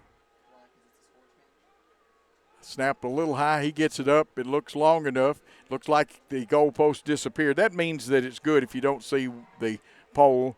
And so the 36-yard field goal attempt. And it's 3:13 here at halftime. And it makes the score Lane 28 and Clark Atlanta 17. We'll take a short timeout here on the JEA Network. Say it and see it with voice control. Find your favorites faster across live, recorded, and streaming TV. Movies, shows, news, sports, music are just a voice command away. Show me action movies. Just for kids. Every result personalized based on viewing habits and time of day. Say it, watch it. It's that easy. with the power of voice control. We are back here after that 36-yard field goal. Lane still leads here in the second quarter, 28-17, on a gray overcast day here in Memphis, Tennessee at historic Crump Stadium. Lane is the home team in their blue uniforms, and then the white Clark Atlanta. The Panthers traveling a long way here, but we traveled a long way last year and won that game. Anthony Evelyn will be deepest for us.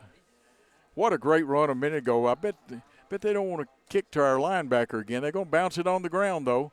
Goes towards our running back, one of them, bringing it up the field, and a nice tackle by Zero for them on, he got Rashad Wilson, but Cameron Ivey of their team, a junior for Clark Atlanta, he zeroed in. He made a nice tackle. I thought if Harris can get away from him, we got something going.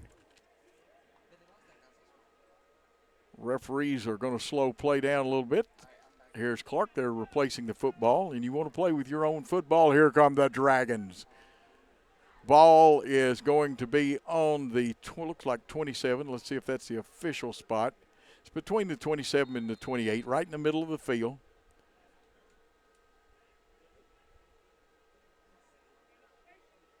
And we are about 70, let's see, about 76 yards. We'll get the math right. Here's one. The receiver and the quarterback were not on the same page that time. After that nice 17-yard touchdown pass a while ago. Come out looking for Charles Barbarin. Barbarin went one direction. We don't know who was wrong, but it really doesn't matter. It's an incomplete pass, bringing up 2nd and 10 for the Dragons.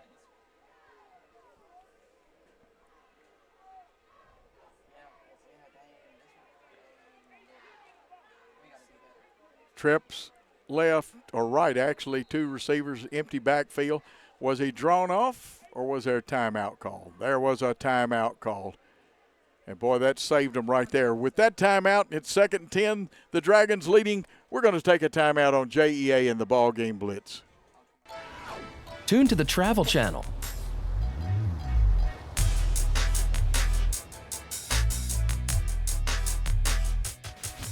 Say it, watch it. It's that easy with the power of voice control.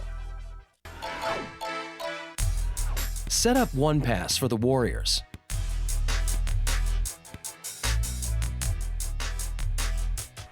Catch all the action with the power of voice control. What is Plume? Plume spreads Wi-Fi across your entire home. Pods plug straight into the wall. No messy cables. They spread the internet from your existing modem to every corner of your home at full speed.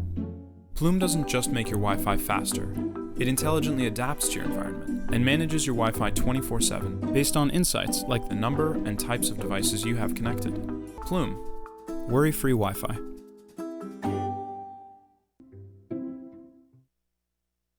Great camera work by the Worthy Road production crew here on JEA and Lane College football. Lane leading 28-17, 3:04 to go in the second quarter of play. 2nd down and 10, ball on the 28 or approximately the 28. Slot to each side. Fake to Dewey. Breakout here. Here's the man, Anthony Evelyn, dancing, wanting to make some yardage. Our quarterback may have gotten hit late. We'll see what happens. The referees will stop the clock. Now, it is a pickup of about 6 if the pass stands. Let's see what the penalty is. Okay, the completion does stand. 15 marked off against Clark. Will put the ball at the 50. That first down by penalty. That's unofficially 7 first downs. And again, the Wi-Fi here at Crump Stadium not working for the official stat crew. And that's who we were going to depend on. They do a good job. They'll keep the stats. They just can't publish them and send them to us. We see that Anthony Evelyn comes back into the lineup. It's 1st and 10, ball on the 50.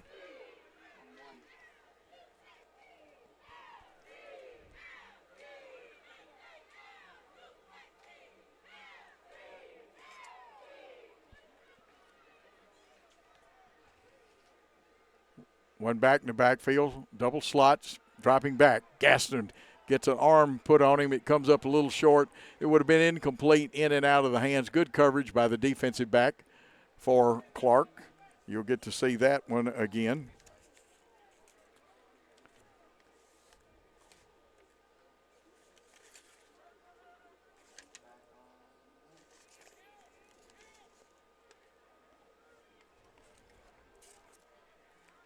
Clark now facing the empty backfield again. Good coverage by Wilkins, 33 then. I want to give that young man some credit. Checking the sidelines, Gaston for the play. He's having a good day. Here's the quick toss on the out. Evelyn wants to dance and reverse it, but he's hit after about a 5-yard gain. You'll see it on replay.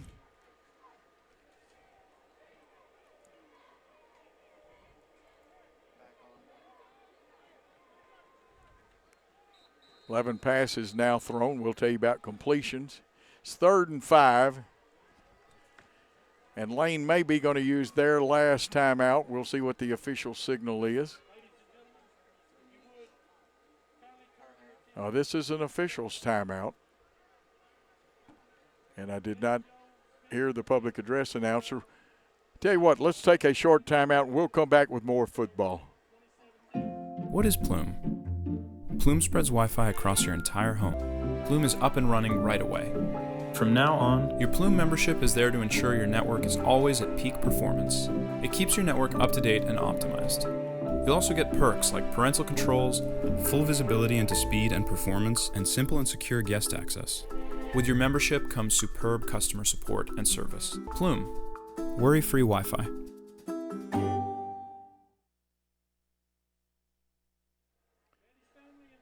Great presentation coming to Lane College. You see 3 checks honoring some people. We were not given anything about this, but some great people out there bringing it in honor, and you can see that's going to help many deserve. Two $5,000 checks, a $2,100 check, and that really helps out students. And here on the broadcast, I will say this for Lane College. It's a private institution founded by Bishop Isaac Lane, and funding helps in any way you can. And that is a great deal. That right there in itself, those 3 checks total up to $12,100 and will go a long way towards bringing young people. Remember something, a slogan for the United Negro College Fund a few years ago, a mind is a terrible thing to waste, and it is. And these young people, I have worked with student teachers from Lane and some outstanding ones. Now it looks like we've got another presentation. We'll zoom in on that. And this one, another $5,000 presentation.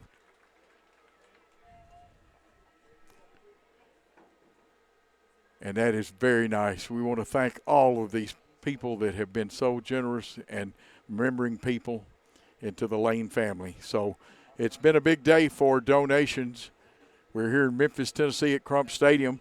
At this point in time, 28-17, 11-point lead for the Dragons over the Panthers.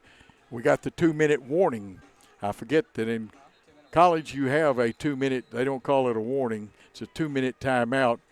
And in high school you don't have that one. And this is my first game in college. Yeah, I think in about 5 years, I think Tom Britt and I, you Jacksonian fans will know Tom Britt, the voice of UTM, also was anchor at BBJ. But it's 3rd down and 10 for the Dragons, needing to convert here on 3rd or 4th down. Say the line conversing about the plays and stuff and who you got to block. One receiver here to the right. Now the officials blow the whistle. Let's see. Being an old coach, sometimes whistles from officials. I said, oh, me. You can just relax and watch the ball game. The great pictures here on JEA of Lane College in Clark, Atlanta. And if it sounded like I said Atlantic. No, it's Atlanta is what I said. Dewey in the backfield to the right. Again, the one wide out. Gaston wants to throw. And I think it's going to be – it was almost stolen again and picked off by their great defensive back, DeMarcus Perkins. No, that's not Perkins. Perkins is on our team. Let's get you – come on, Coach, get your defensive backs right.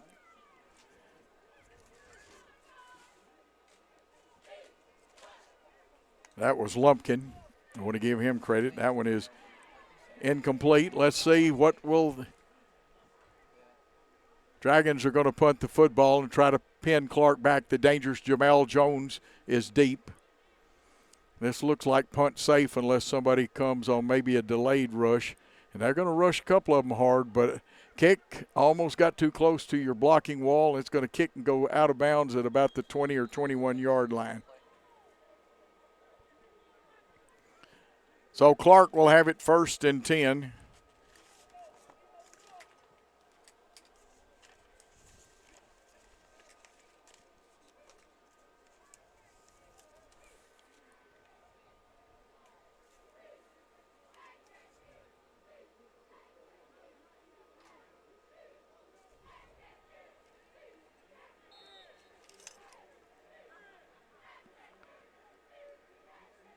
Looks like they will go with a stack to one side, an almost stack on the right side. It's pretty close to being one. Lane with 2 stand-up outside guys, 1 line-down rusher, dropping 8 into coverage. And they'll get a pass off, overshooting a wide open. The back finally got open, but, it took so long. Great secondary coverage caused that to happen. That's the 19th pass thrown by David Wright III. He has missed on his last 4. Brings up 2nd and 10 from approximately the 20.5-yard line. It's not quite the 20, not quite the 21. 3 receivers to the right of the formation. Wright drops back, looking, steps up in the pocket, drills one. Let's see where they mark forward progress. It'll be somewhere around the 31. Great tackle by our defensive back. It'll either be 1st and 10 or 2nd, and so short it's pitiful. It will be a 1st and 10 by the pass. Unofficially 7 first downs. 10-yard pickup. Wright drops back. We were closing in, but he had enough time to launch one, but about 3 yards over the intended receiver, the speedy Jamal Jones, but we had couple of guys back there with him. When you see them conferencing like that, either they're trying to keep law and order and say, gentlemen, let's just play football, or either you got a penalty. I think this time they said, gentlemen, let's just play football. Let's see what happens. But it was incomplete. Bringing up 2nd and 10. Ball's on the 31-yard line of Clark Atlanta, closer to the right hash mark. A lot of room for Young to work out here. We've got safety help that may drift over. Now we back off of him, expecting a longer pass. They're going to throw a little inside screen. I call them a dump screen.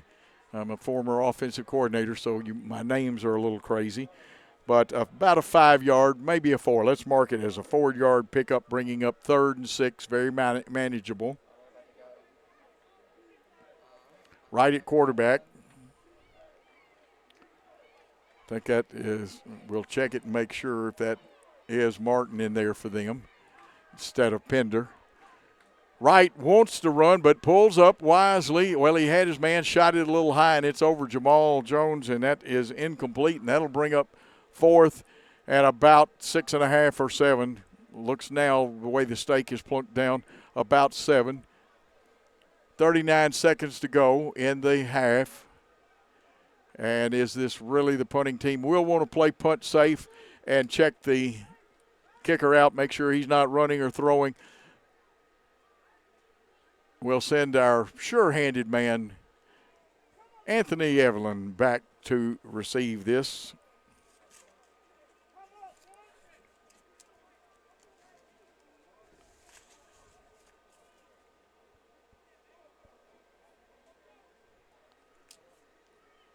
We'll cover the wideouts or the gunners if you prefer that term. We'll send 4 men in a secondary line. We'll only rush with 4 or 5 guys. Looks like it's just going to be 4, and it was not a hard rush. Our end did do a good job. They get a bounce, and I like the way that Evelyn got out of the way of that football. It'll roll all the way down to the lane 32 where we'll get possession.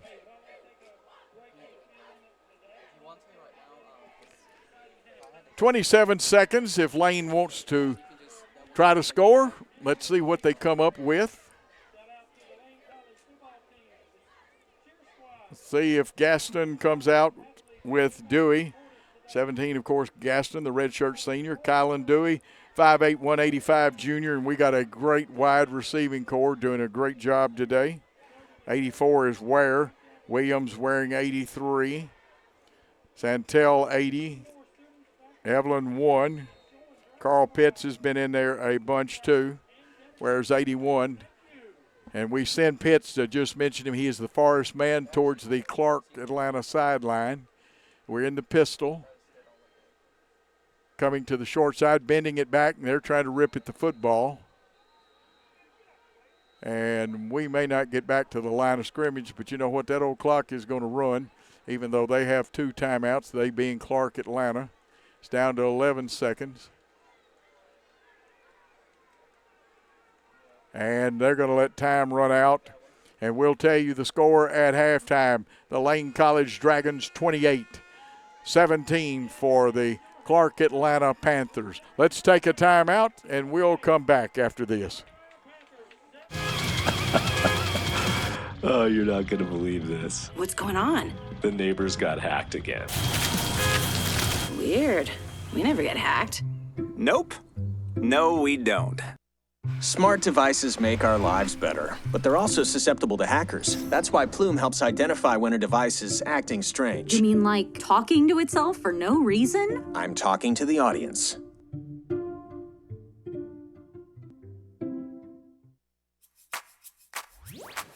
With E+ broadband and Watch TV everywhere, you can now take your TV on the go. Just visit WatchTVEverywhere.com to sign up. Then you're all set to catch your favorite shows, movies, and sports wherever and whenever you want on any internet-connected device.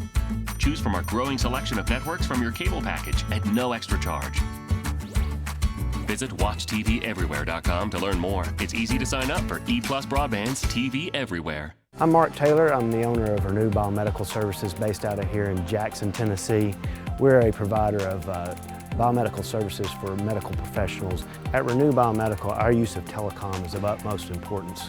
We have to reach our customers in a timely fashion so we can diagnose and service their equipment needs. So E+ broadband allows Renew Biomedical to connect effectively with our customers in whichever way they choose, via email, phone, Skype, teleconferencing, in any way you can imagine. I'm Dr. Keith H. Taylor, owner and CEO of the Mid-South Dental Implant and Oral Surgery Center, where we specialize in dental implants and full mouth rehab for patients that have congenital defects, special needs community, and as well as the elderly. This room is an actual functioning surgical suite that gives us the capability of performing procedures normally performed at the hospital. All the technology available in this room was made possible by E+ broadband. Thank you, E+ broadband. I'm Dr. Keith H. Taylor, owner and CEO of the Mid-South Dental Implant and Oral Surgery Center, where we specialize in dental implants and full mouth rehab for patients that have congenital defects, special needs community, and as well as the elderly. This room is an actual functioning surgical suite that gives us the capability of performing procedures normally performed at the hospital. All the technology available in this room was made possible by E+ broadband. Thank you, E+ broadband. I'm Dr. Keith H. Taylor, owner and CEO of the Mid-South Dental Implant and Oral Surgery Center. Our clinic is unique because it offers oral surgery suites, general dentistry suites, as well as a fully run operating room. E+ broadband has never let me down. Reps that actually gave me their personal phone numbers, they definitely were compassionate. They knew that some of the technical terms they were using I couldn't understand, and they broke them down to me, and I thought this went a long way. Thank you, E+ broadband. Tired of internet that leaves you waiting and monitoring your usage with extra fees? Switch to E+ broadband from the Jackson Energy Authority for fiber optic internet with the fastest speeds to keep everyone connected. Enjoy being online as much as you want without worrying about extra fees or data usage limits. Perfect for when you need to download and upload large files, stream videos, or use your favorite video conferencing app. E+ broadband, fastest internet, no data caps, no slowdowns, no worries. Tired of internet that leaves you waiting and monitoring your usage with extra fees? Switch to E+ broadband from the Jackson Energy Authority for fiber optic internet with the fastest speeds to keep everyone connected. Enjoy being online as much as you want without worrying about extra fees or data usage limits. Perfect for when you need to download and upload large files, stream videos, or use your favorite video conferencing app. E+ broadband, fastest internet, no data caps, no slowdowns, no worries. Every 3 years, the American Public Power Association recognizes public power companies that demonstrate proficiency in reliability, workforce development, safety, and system improvement. The recognition, RP3. The highest level RP3 is the Diamond RP3. In 2023, JEA's Electric Division received the Diamond RP3 Award for the 8th consecutive time. This never happened before, but it's JEA today. The Tennessee Department of Environment and Conservation every 2 years does an unannounced on-site review to evaluate every facet of a water system. Inspection includes real-time water sampling, records reviews, personnel training, certification, and more. A perfect score is $5.99. For the 3rd consecutive inspection, covering the last 6 years, the Jackson Energy Authority water system achieved a perfect score. $5.99, 100%, 3 consecutive times. That seldom happens, but it happened now at JEA today. While many cities in Tennessee now actively work to get broadband, Jackson, Tennessee in 2004 built what big communication companies would not build here. Jackson became Tennessee's first fiber-to-the-home city. In addition, Jackson has had for years the point-to-point infrastructure for gig internet. How many gig do you need? How many will you need in the future? It doesn't matter. Jackson doesn't wait.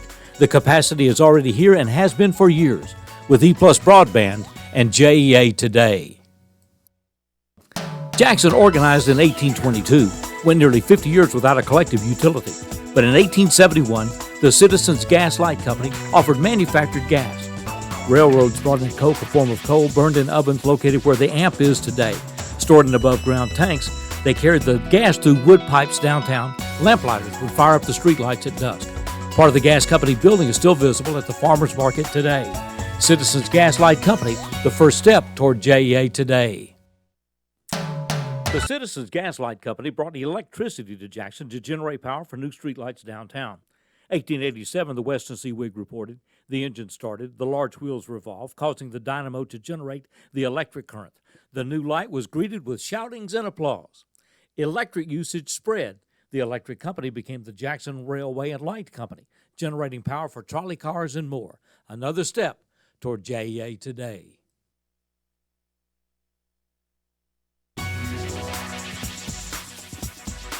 Keeping utilities in service requires continued investment and maintenance. In 2024, JEA began changing relief valves on the 10 main ProGas propane tanks.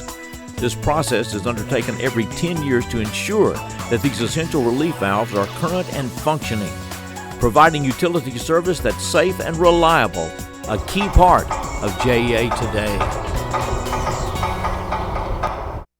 The mission, clear sewer lines. The equipment, sewer jetters. These jetters use pressurized water to remove whatever is clogging lines, such as flushable wipes, which are not, roots from plants, improperly disposed products. Lines clog and JEA calls the sewer jetters. JEA now has its 3rd and newest unit, crucial in keeping sewage flowing.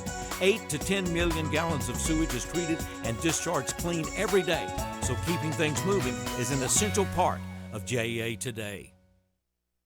The mission, clear sewer lines. The equipment, sewer jetters. These jetters use pressurized water to remove whatever is clogging lines, such as flushable wipes, which are not, roots from plants, improperly disposed products. Lines clog and JEA calls the sewer jetters. JEA now has its 3rd and newest unit, crucial in keeping sewage flowing. 8 to 10 million gallons of sewage is treated and discharged clean every day, so keeping things moving is an essential part of JEA today. Jackson, Tennessee, 1887. The newspaper reported that the new electric light was greeted with shoutings and applause. The downtown crowd cheered the new electric streetlights. Today, clean water, sewage treatment, light, the warmth of natural gas, gig internet. We take it all for granted, but they represent decades of time, multiple millions of dollars in investments, and generations of skilled and dedicated employees, all the foundation of JEA today. Heating and air conditioning costs are over 50% of our average utility bills. Heating water, another 20%. 70% of our costs are basically for comfort. Utility costs are going up, and those inflation-driven costs may be with us for months. Whatever methods you use to conserve energy, those count more now than ever before. So when you set thermostats or use energy in any way, remember to take steps to conserve, saving your dollars at JEA today. From time to time, life may throw us a curveball. Even with the best of efforts, maintaining the essentials like utilities can be difficult. With UtiliCare, you can make a donation to help provide utility assistance to families right here in Jackson. Your contribution makes a difference for those families struggling to pay utility bills. Go online to learn more or donate. jaxenergy.com/UtiliCare. My name is Mark Taylor. I'm the owner and president of Master Medical Equipment here in Jackson, Tennessee. As we've grown, our bandwidth needs have grown too. With E+ broadband, it's allowed us to do more things at once.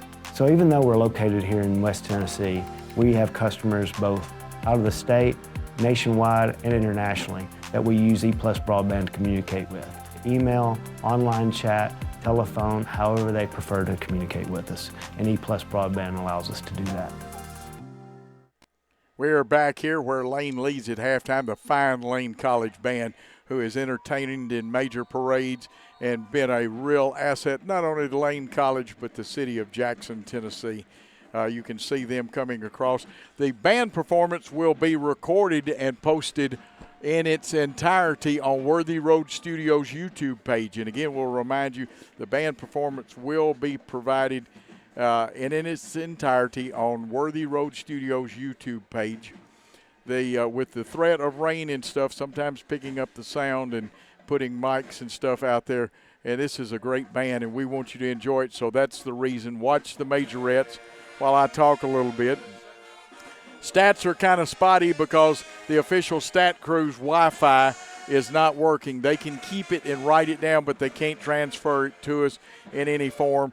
But we know that Lane College is ahead, and we know that Gaston, our fine quarterback, is 6 for 12, 112 yards unofficially, and a touchdown pass. And, of course, Dewey has had a great day. I haven't added up what running yardage I have for him, but he has run the ball very effectively. And I know at one point in this half he had 74 yards. We'll see if I can make some math happen. And he has 89 unofficially on 10 carries. He caught a great touchdown pass, but let's tell you what, we'll recap the scoring for both teams and talk about it a little bit. Normally we have these stats posted for you up here, but we're a little dependent. You get to see Lane's band in the background, and hopefully over me you can hear a little of it. But for Lane College, in the first quarter, Dewey went off of left tackle for 4 yards, a touchdown. The extra point was good. Lane led 7-0. In the second quarter, Dewey again over the left tackle on a run, 30 yards at the 11-17 mark. The extra point was good, but at that point the score was 14-7 as Clark Atlanta had tied it up. Then coming back in that second quarter, you got a 70-yard touchdown pass. Gaston to Evelyn. Evelyn taking it a good portion of that distance at the 6:50 mark. The extra point was good. It was 21-7. Clark Atlanta would score a touchdown and bring it to 21-14, and Dewey took a 17-yard pass to the left side at the 4:16 mark, and that is where he scored the touchdown, making the score 28-14. Now let's give you some stats, and these are unofficial. We've held their excellent rusher Pender to about 32 yards. And again, these are unofficial. David Wright III is 11 for 23 for 122 yards unofficially and 1 touchdown pass. And, of course, their scoring was a touchdown pass of 6 yards to Tolliver. Jamal Jones took the kickoff return and went 84 yards. That's what made it 21-14. Nice run by Jamal Jones, some good blocking. Coaches will find in that film where we had a little hole there. And then Leonardo Cabrera, their fine kicker, who won a ball game for them, I think, a week ago, came on and kicked a 36-yard field goal to make the score at halftime, 28-17. Now, what we'll do is, I hate to break away from this fine performance, but we'll take a break and then we'll try to get you some halftime highlights here on JEA Lane College and the BallGame Blitz Network. Say it and see it with voice control. Find your favorites faster across live, recorded, and streaming TV. Movies, shows, news, sports, music are just a voice command away. Show me action movies. Just for kids. Every result personalized based on viewing habits and time of day. Say it, watch it. It's that easy with the power of voice control. Tune to the Travel Channel.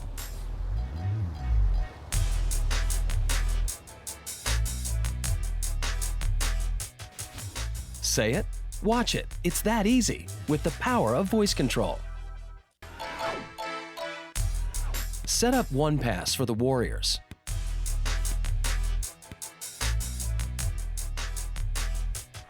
Catch all the action with the power of voice control. What is Plume? Plume spreads Wi-Fi across your entire home. Pods plug straight into the wall. No messy cables. They spread the internet from your existing modem to every corner of your home at full speed. Plume doesn't just make your Wi-Fi faster. It intelligently adapts to your environment and manages your Wi-Fi 24/7 based on insights like the number and types of devices you have connected. Plume. Worry-free Wi-Fi. What is Plume? Plume spreads Wi-Fi across your entire home. Plume is up and running right away. From now on, your Plume membership is there to ensure your network is always at peak performance. It keeps your network up to date and optimized. You'll also get perks like parental controls, full visibility into speed and performance, and simple and secure guest access. With your membership comes superb customer support and service. Plume. Worry-free Wi-Fi.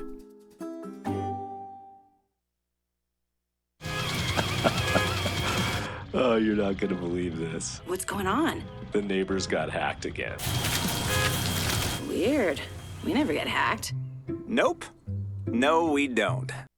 Smart devices make our lives better, but they're also susceptible to hackers. That's why Plume helps identify when a device is acting strange. You mean like talking to itself for no reason? I'm talking to the audience.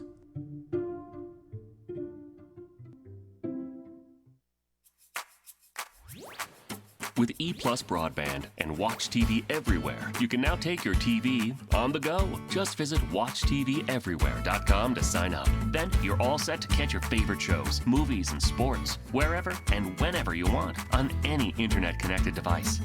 Choose from our growing selection of networks from your cable package at no extra charge. Visit WatchTVEverywhere.com to learn more. It's easy to sign up for E+ broadband's TV Everywhere. I'm Mark Taylor. I'm the owner of Renew Biomedical Services based out of here in Jackson, Tennessee. We're a provider of biomedical services for medical professionals. At Renew Biomedical, our use of telecom is of utmost importance. We have to reach our customers in a timely fashion so we can diagnose and service their equipment needs. So E+ broadband allows Renew Biomedical to connect effectively with our customers in whichever way they choose, via email, phone, Skype, teleconferencing, in any way you can imagine. I'm Dr. Keith H. Taylor, owner and CEO of the Mid-South Dental Implant and Oral Surgery Center, where we specialize in dental implants and full mouth rehab for patients that have congenital defects, special needs community, and as well as the elderly. This room is an actual functioning surgical suite that gives us the capability of performing procedures normally performed at the hospital.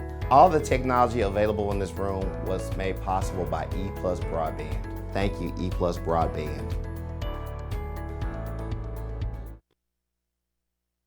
And we are back. We'll have some replays here in a few moments, but Lane leads 28-17, 11-point lead.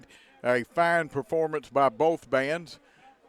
Of course, we're very proud of our Lane College. Clark Atlanta sent their band up here. They did a great job, too. The band program will be recorded and archived on Worthy Road Studios YouTube page, and you can see it in its entirety. And, of course, we don't have any official halftime stats. The Wi-Fi for the stat crew for both broadcast and the teams, they're recording them, and we're kind of down the line from there, and it's hard to get what they put down is on paper, and once they get Wi-Fi, they will have, hopefully at the end of the game, some official stats. We did unofficially, Kylan Dewey had 10 carries for 89 yards. We told you that Gaston, our fine quarterback, 6 for 12, 112 yards, and he had, let me make sure I get this right, he had 2 touchdown passes, one to Evelyn and one to Dewey. Evelyn's was 70 yards, so 2 touchdowns, and had a couple of takeaways here in the game. And we're seeing another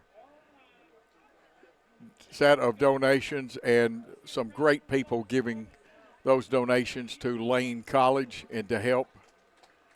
And some proud people out there.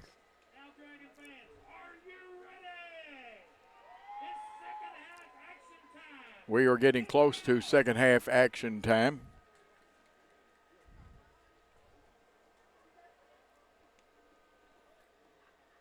And I tell you what we'll do. We'll take a timeout and get ready for the second half. I'm Dr. Keith H. Taylor, owner and CEO of the Mid-South Dental Implant and Oral Surgery Center, where we specialize in dental implants and full mouth rehab for patients that have congenital defects, special needs community, and as well as the elderly. This room is an actual functioning surgical suite that gives us the capability of performing procedures normally performed at the hospital. All the technology available in this room was made possible by E Plus Broadband. Thank you, E Plus Broadband. I'm Dr. Keith H. Taylor, owner and CEO of the Mid-South Dental Implant and Oral Surgery Center. Our clinic is unique because it offers oral surgery suites, general dentistry suites, as well as a fully run operating room. E Plus Broadband has never let me down. The reps that actually gave me their personal phone numbers, they definitely were compassionate. They knew that some of the technical terms they were using I couldn't understand, and they broke them down to me, and I thought this went a long way. Thank you, E Plus Broadband.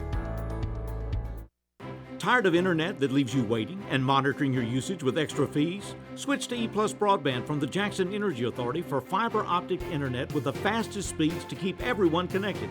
Enjoy being online as much as you want without worrying about extra fees or data usage limits. Perfect for when you need to download and upload large files, stream videos, or use your favorite video conferencing app. E Plus Broadband, fastest internet, no data caps, no slowdowns, no worries.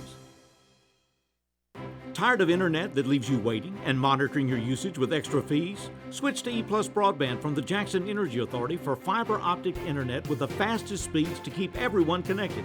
Enjoy being online as much as you want without worrying about extra fees or data usage limits. Perfect for when you need to download and upload large files, stream videos, or use your favorite video conferencing app.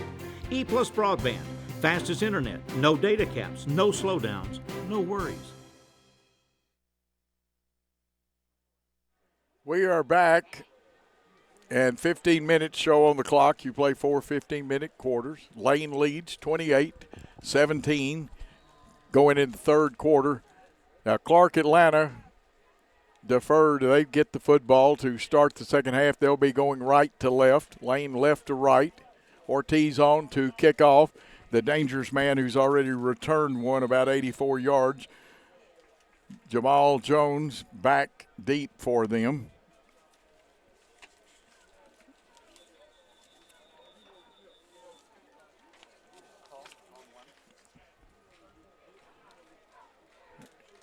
We apologize. It's not our crew or JEA or Lane's fault that it's how it happens sometimes with Wi-Fi, so the official stats are being, as far as recorded and written down stuff, but they can't be handed out. Ortiz is ready. He's checked both sides of his team to make sure everybody's ready. They're about a step behind him. He kicks it in the air. This one, and it'll be Jamal Jones at about the 12 or 13, and he is quicker than a hiccup. This time we stay in our lanes. He may return it out to the 32 or 33. We'll see where the spot is, but that is much better for the Lane Dragons than having him take one to the house. Our fine replay operator, Adriana, will be saving those replays for you and have a bunch of them in the post-game show. David Wright III brings his team out. He'll have two receivers to each side. It'll be a version of the pistol when the back lines up behind the quarterback. It is the pistol. They're going to go straight ahead, and a nice job by the Lane defense. Pickup of about 2 for Pender. You get to see it on defense. Oh, I'd love to have seen the number of the young man down at the bottom of the pile. We know that Robert Brown filtered down there and helped on it, but there were 2 other people with assists then. They fake that one, throw, and it's low and incomplete. That's kind of like humming that fastball, and the catcher's got his glove up a little higher, and you get it down there, but it doesn't stick in the mitt. So that's the 24th pass thrown.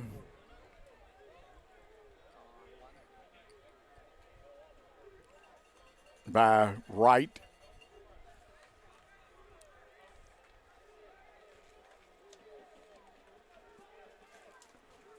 Press coverage on this side. Trips left for the Panthers. We got 3 coming, maybe 4. It's 4 now. And 5th one on a delayed blitz. They hook up and hit, and nice making people miss. It'll be a first down for Clark Atlanta on that pass. Unofficially their 8th of the game.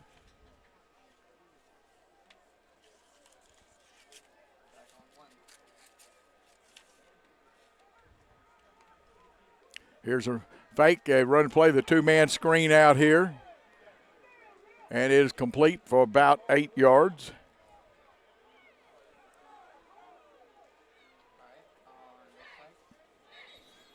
$132, we'll add that in. Or it's actually 7, so 139 yards.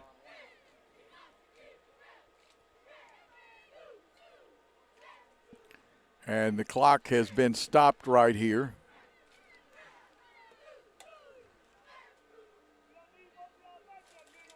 And there is a timeout here. We'll take a short timeout and come back after this on JEA.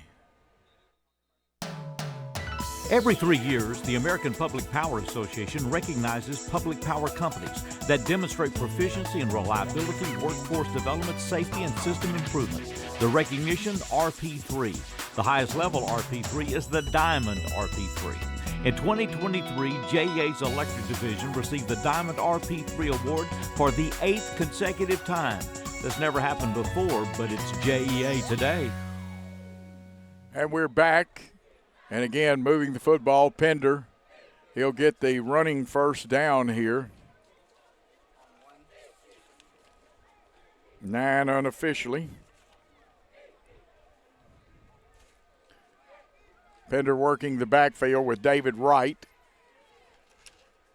They fake, drop straight back. Pocket started to collapse. It's going to be overthrown. We had good safety support back there.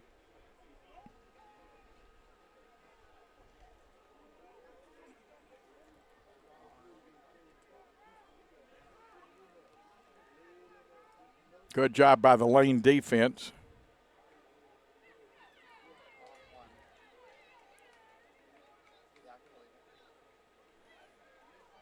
Brings up 2nd 10 quickly back to the line of scrimmage. 2 stand up and 2 down. Flushing him out. Lane, they throw the little shuttle pass there off to Pender, and he's going to make a ton of yardage all the way down from the 40. Great improvisation by the quarterback. Looked like it may be right at the 10 spots, or no, they're going to spot it at the 15. So a 25-yard pickup and a passing first down. 2 receivers to each side, 2 down linemen, 2 stand-up ends. Thrown into the end zone, up in the air, knocked away. We had about 4 defenders back there. We get to see a replay on that.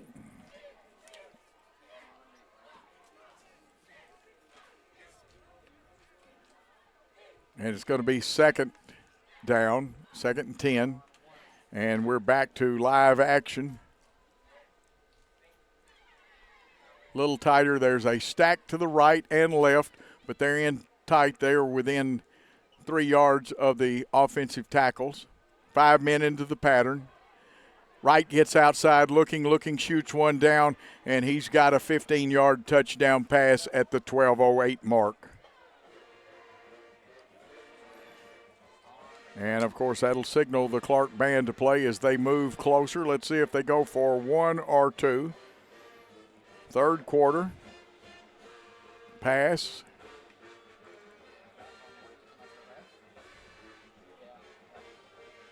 For the touchdown. 12:08, Cabrera on to attempt the extra point. Kick is up. It looks good, and the referees say it is. It is now 28-24. Lane will want to answer a 4-point lead. And we'll come back after this short timeout. The Tennessee Department of Environment and Conservation every 2 years does an unannounced on-site review to evaluate every facet of a water system. Inspection includes real-time water sampling, records reviews, personnel training, certification, and more. A perfect score is $5.99.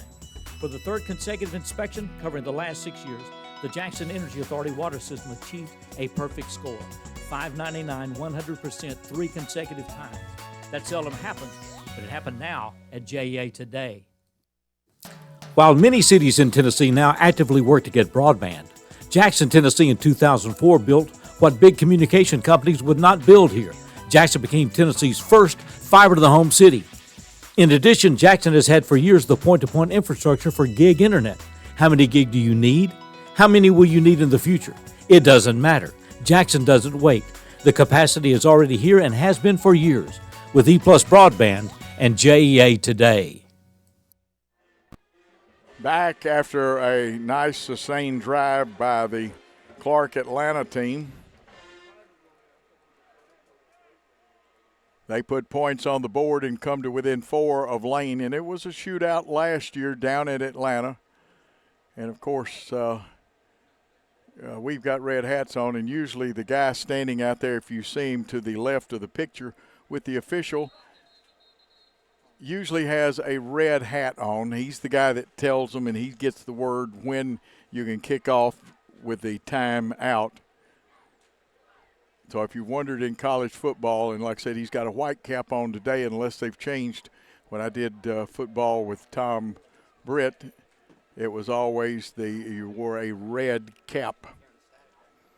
But he's got a white one, and maybe there is a change on that. But anyway, we're about ready for football. Cabrera to kick off.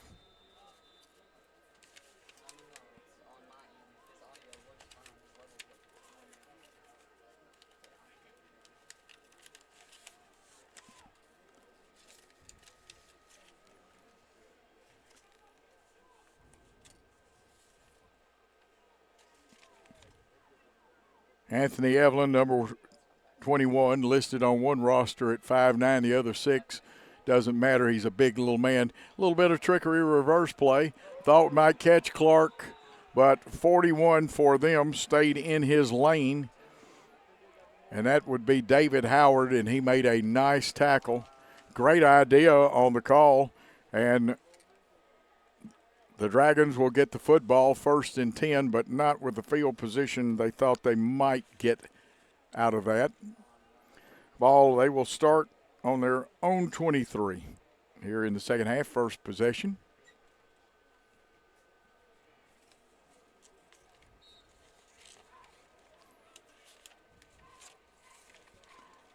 Jarrett Gaston brings his team out.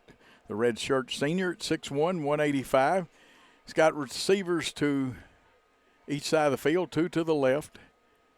They have 2 wings, and now Dewey will change and go back to the backfield. There'll be a wing or an H-back, and he looks like he's more in a wing than an H-back, although the H-back can play there. Give to Dewey. He tries the right side, and there's a hole. He dances, spins. He'll be driven down by a couple of Clark Atlanta people, but he's going to have at least an 8-yard gain, and unfortunately his helmet pops off. And, you know, sometimes it's got to have a little help popping off. Watch this great replay. Watch him bend it back to the right through that C gap.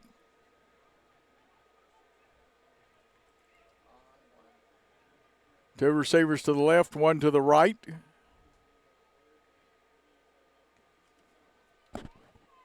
Looks like Kenny in the ball game. He's there at the running back spot. He's a threat. Bends it back. Could have been a trap. I should have been watching the guards, and he's got the first down and more. From the 29 down to about the 41 or 42. I think they'll spot it at the 41. It is. It's a pickup of 12 for him and another Lane College first down. Unofficially 8. We started trying to keep them after we found out that there was not going to be any Wi-Fi for the official stat crew. Dragons have it 1st and 10 at their own 41. A counter step, trying to gain yardage this time. Clark Atlanta had every gap filled up. And I believe that was Solomon Mosley, a linebacker, in there filling the gap first. Some other guys did a great job for them. There's no gain on the play.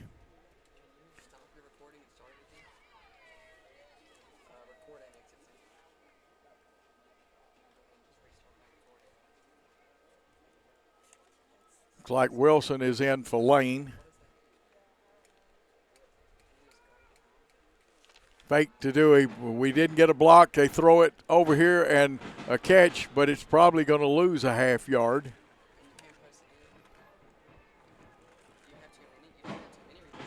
That's going to bring up a long 3rd and 10 because of a little bit of a lossage. Not much, but it still causes some problems.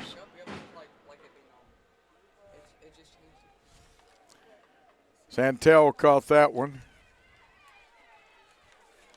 Pets, I see, stacked. Oh, that's actually a bunch, a 3-man bunch. Looks like the old wishbone in running football out there. Gaston back looking, has to dish it off, and it's incomplete. He was under duress and had to get rid of it.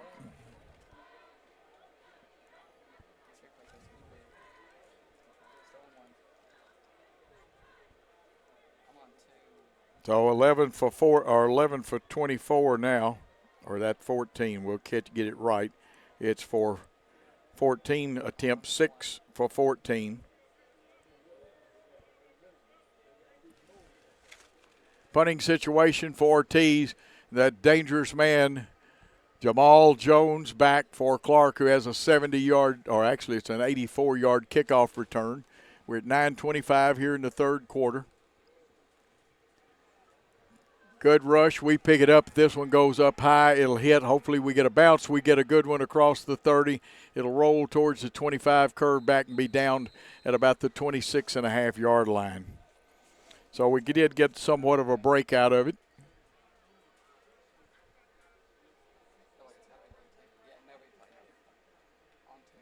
It'll be Clark Atlanta's football. David Wright will come out at quarterback. Both teams come to the sideline, and as they huddle up on what is an official timeout, let's take a short timeout on JA, Lane College, and the BallGame Blitz Network. Jackson organized in 1822, went nearly 50 years without a collective utility. But in 1871, the Citizens Gas Light Company offered manufactured gas. Railroads brought in coke, a form of coal burned in ovens located where the AMP is today. Stored in above-ground tanks, they carried the gas through wood pipes downtown. Lamplighters would fire up the streetlights at dusk. Part of the gas company building is still visible at the farmers market today. Citizens Gas Light Company, the first step toward JEA today. The Citizens Gas Light Company brought electricity to Jackson to generate power for new streetlights downtown. 1887, the Weston C. Wig reported, the engine started, the large wheels revolved, causing the dynamo to generate the electric current. The new light was greeted with shoutings and applause. Electric usage spread. The electric company became the Jackson Railway and Light Company, generating power for trolley cars and more. Another step toward JEA today. Back for the second possession by Clark Atlanta. They've got the ball on their own, it looks like now, more like the 27. That's where we're going to give the spot to. Clock says 26. 26 and a half with where it is. It was adjusted a little bit. It's first and 10.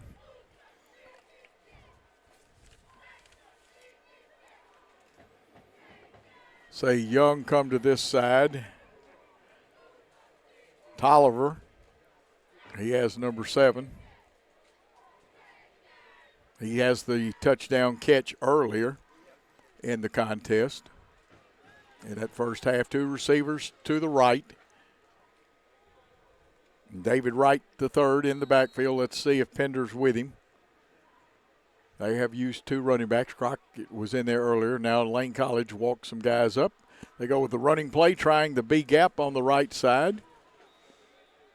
Maybe a tough yard, maybe 2 out of it. And that looked like Crockett with that carry.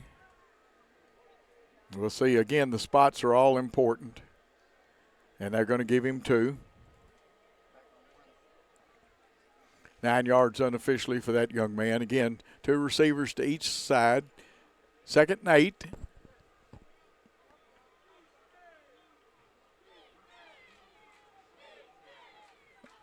Lane was ready with 5 people. Now let's see if they reset their defense, and they are.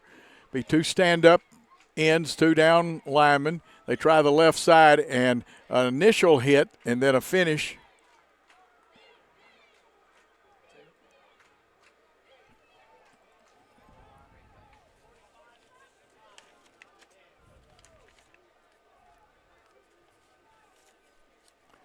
And quickly to the line of scrimmage. Crockett's still in there.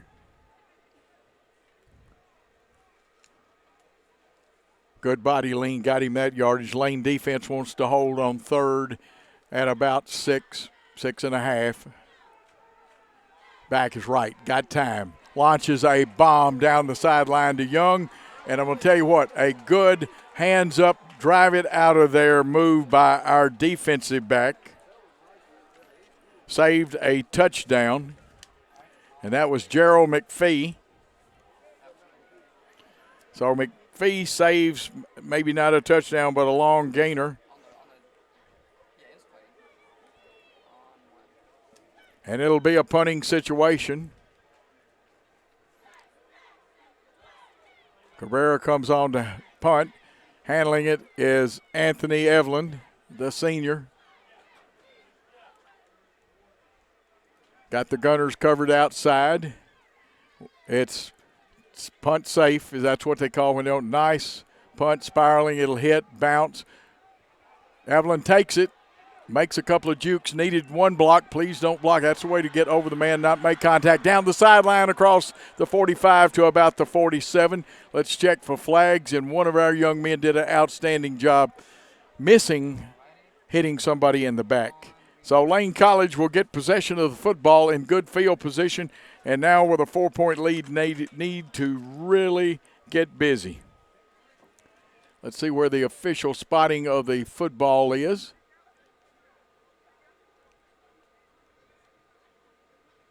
And it may be put down on the 49. Now we're going to put it down on the 48. Okay, for Lane's second possession of the half. And as they take a timeout with Lane leading Clark Atlanta, 28-24 will take a timeout.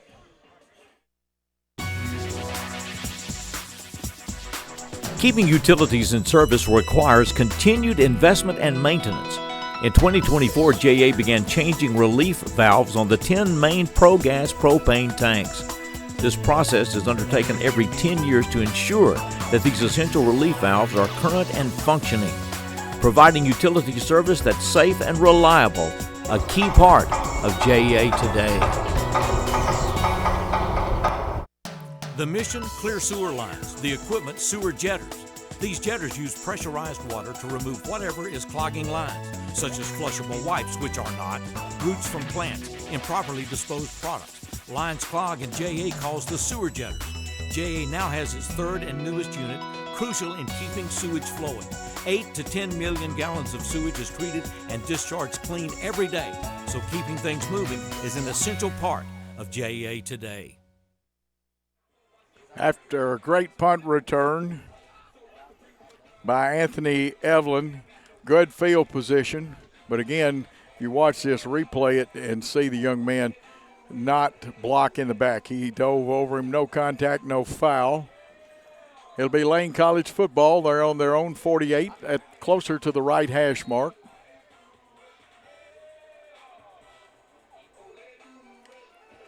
And let's see who they bring out on offense. Barbarian out there. He's going to be a wideout. 81 is Pitts. You know that Evelyn's going to be in the slot to one side or the other, and he is. Ware is out there. We'll check the backfield. Going against two down linemen. Now it's going to be three, and they leave a stand-up defensive end or outside linebacker. It's going to be the two-man and became a three-man screen. And Evelyn will get the football, get into Clark territory. And Lane is ready to go again. Here's a flag thrown. Lane trying to hurry up offense. Somebody probably, and they didn't get set. The illegal procedure will cost Lane 5 yards. Should make it about 2nd and 9, maybe 10. Well, they say from the way they spotted it, wow, it's going to be 2nd. Now they move it. It's going to say it had to be 2nd and 10, maybe a couple of inches over that, but interesting spot.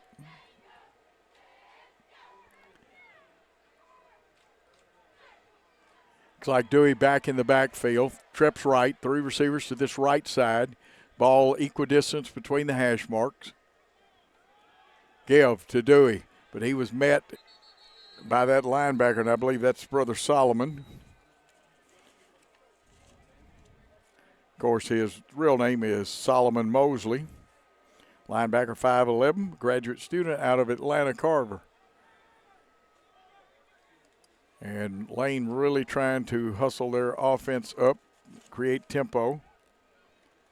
No gain is what they rule it. Well, now they changed the stakes.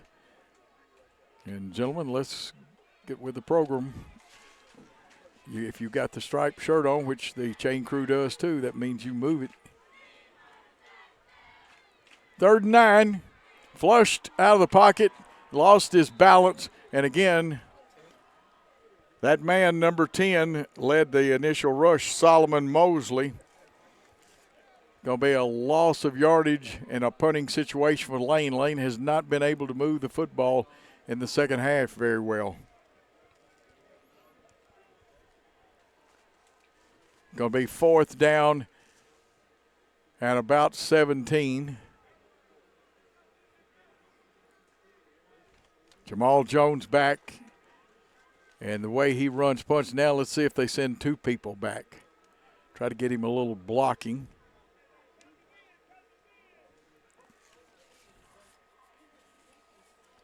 I don't know whether they sent Young back there with him or not. Here's the kick, and it was almost blocked. It'll go take a bounce. Clark fields it. We're on top of it immediately, but the young man still grabs. And let's see if that was Young that returned it for them. Good coverage considering the situation. It was low. We'll get to see a replay on that punt again.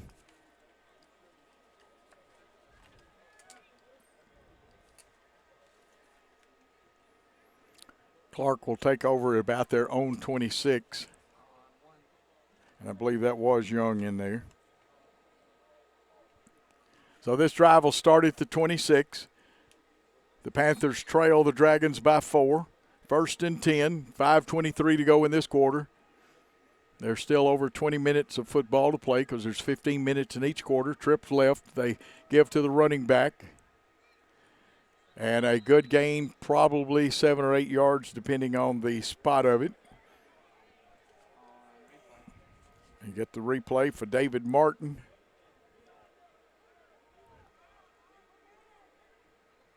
Martin giving Pender, it looks like about 7 is what we'll give him.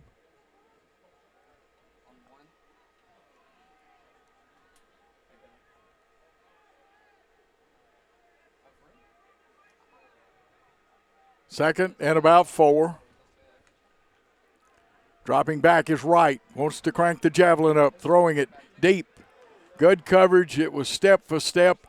Pinned up against the sideline was their receiver, and it's an incomplete pass. That is the 21st pass thrown by Wright, and they will throw a lot. It's going to bring up 3rd.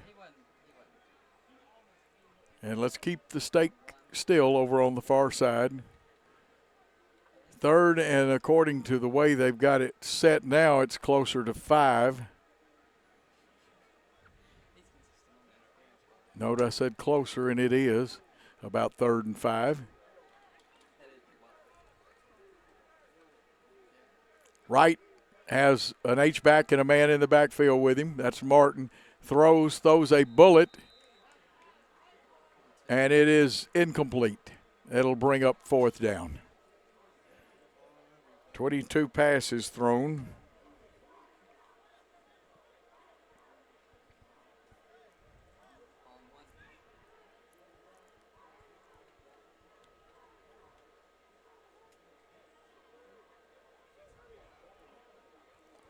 $15 for 22 right now. Cabrera comes on.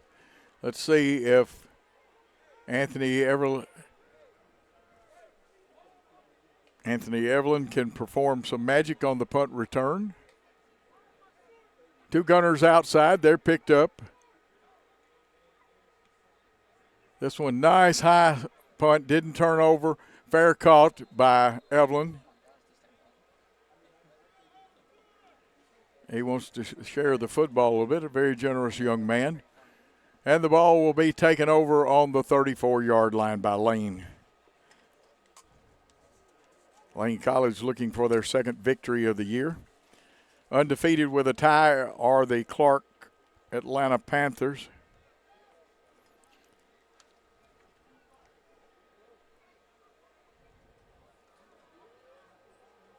"34-yard line this possession. Lane would like to run off a couple of first downs and then put something in the end zone.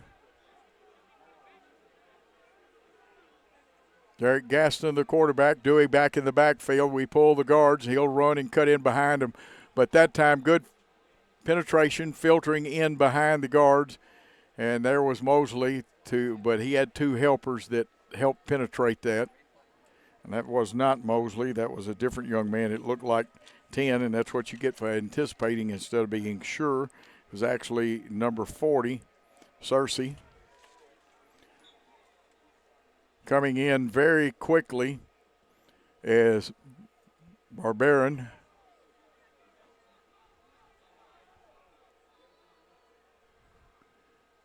Trips left, 1 receiver to the right. Long count this time. Gaston looking, steps up. Now he's got to be a runner. The football is loose. Who's got it? Clark has got it. They have picked it up and will rumble down inside the 10-yard line. And Gaston may be hurt. The fumble hurts, but so is our quarterback. We'll see who picked this one up for them. Football is loose, picked up by number 91. We'll check his number out. A nice return by him. That is Jaden Cleveland.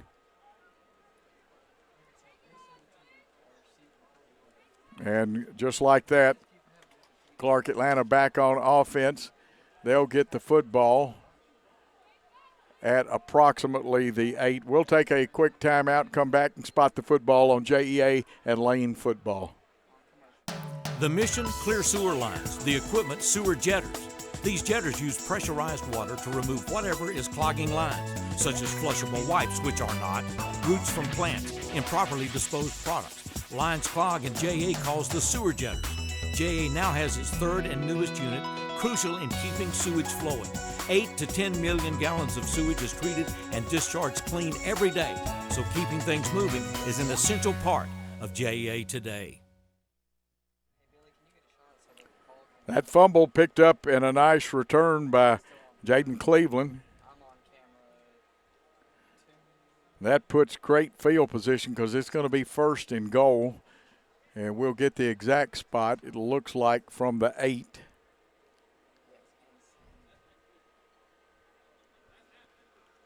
It's a game of inches, fumbles. You see the guy with the white visor on. He takes the place of what you see as a red hat in a lot of games. Lane coaching staff out talking. It's very important for our defense. They want to hold and only give up a field goal at worst if they have to give up anything. Possession on the 8. And that's the Lane College 8. We expect them to send Wright out at quarterback, West, Harris, Young, Tolliver, and probably Trayvon Pender. Checking the backfield, see if 22 is their running back. Not sure who will come out, whether it'll be Willie Miller, Cameron Jones, Robert Brown, Xavier Shaw, Tyshawn Gator, Devon Irving, Corey Jones, Jeremiah Melbrew, Jeremiah Brown, possibly Mark James will come out, and Walter Tatum. We'll see if those are the young men. And there are others that we could send out there too.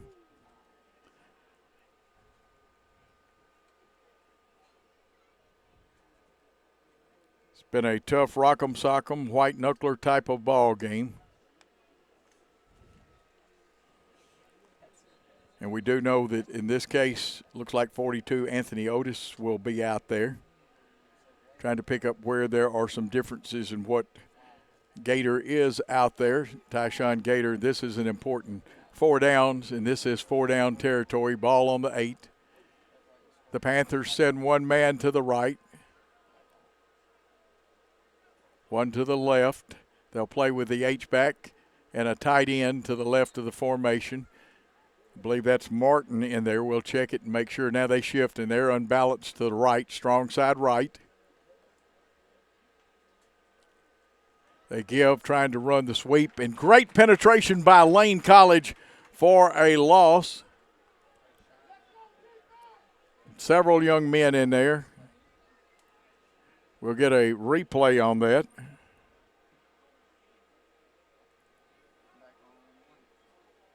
And it's back quick. Great play by Lane to shut that one down, and a loss of about 4 yards. Still second and goal. It's going to be a pass play. They're going to try to throw the fade. And a great defensive play by good old number 26 for Lane College. He's been in on several things tonight. And we definitely want to check that out. And that is Gerald McPhee. McPhee with the big pick. What a job he's done on coverage. And let's record the interception. That returns the favor. We get the football back. McPhee with the interception. We'll have the ball at the 20 since it was intercepted in the end zone. And McPhee right now is a hero with the INT in the end zone. Dewey comes out. He'll be with Gaston. It's good to see him back in there. 2 receivers. Looks like Pitts and Evelyn to the left of the formation, 2 to the right. Ware may be one of them. We'll pick up and see if that's Wilson, the other one. Clark goes with 3 down linemen, a stand-up outside linebacker that didn't rush. We give to Dewey. Dewey pulling people, and then he's tied down or put down at the 25-yard line for a pickup of 5.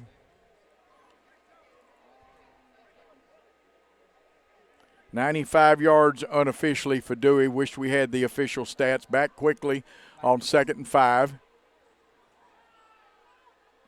Dewey this time hitting the backfield. It looked like a convention, and whoa, timeout. Somebody check out that face mask. May not have been, but hands were close.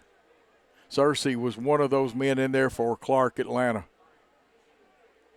So let's see what the loss is. Loss of about 2. 13 carries so far for Dewey. And that is Wilson, number 5 in the slot over here on the right. 2 receivers to each side. Here's Gaston looking. Shoots one out there, and a great defensive play coming from behind. Thought he had an interception, but it was a great play there.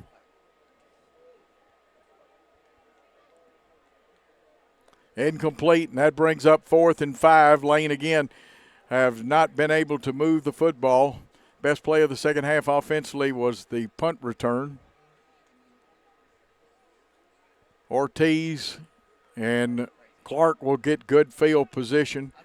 Their receiver, and they'll send only one back this time. Now comes the second one.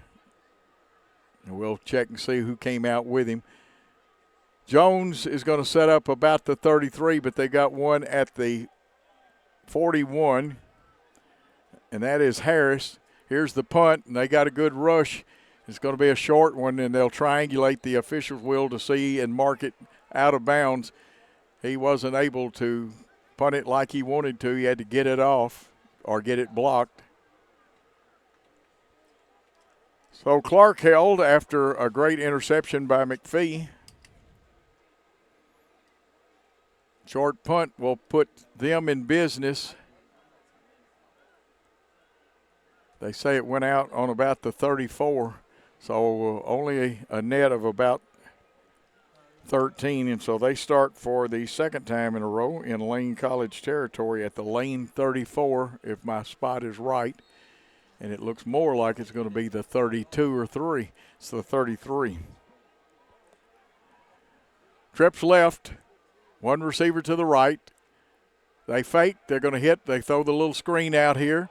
Running very hard and quickly is Young, and he is driven out of bounds. He's driven out by Gator.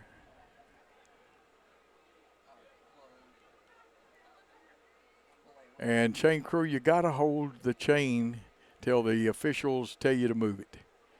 Because, see, this thing is coming back.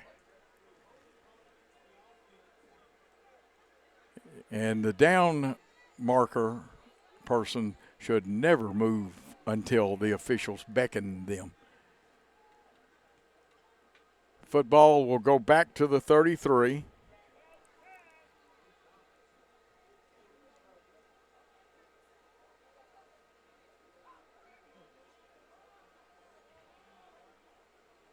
Now let's see what is going to happen. There's going to be a penalty marked off, so it'll still be first down.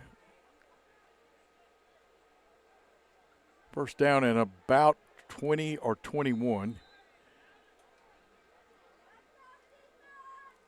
That helps a little bit, but you got to hold them for 4 downs. Empty backfield. Wright's just going to run it. I don't think he ever had any intention. And I'm going to tell you what, the oohs and ahs are for a hit that you'll get to see on replay here in a minute.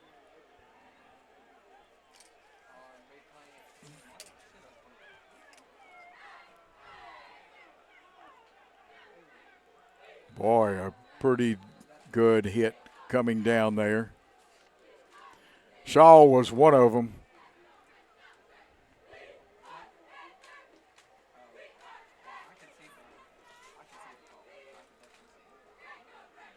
Now another huddle. Let's see what's up with this one.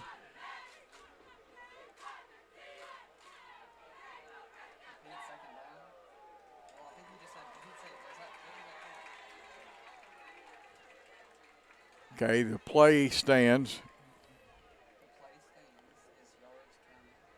So to go to second down, going to respot the football at the 39.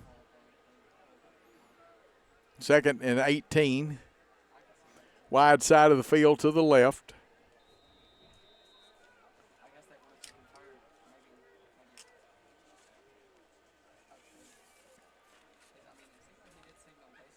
Trips left. Guns one down, complete. And should have the first down at approximately the 20 or 21. And there is a Clark player down. We'll get a replay.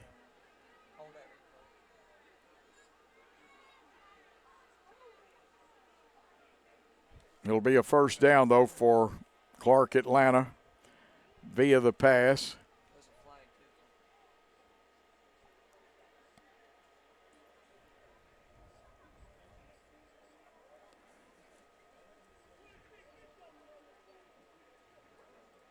.34 passes now for, there's going to be an injury timeout. The young man's getting up, and that's good.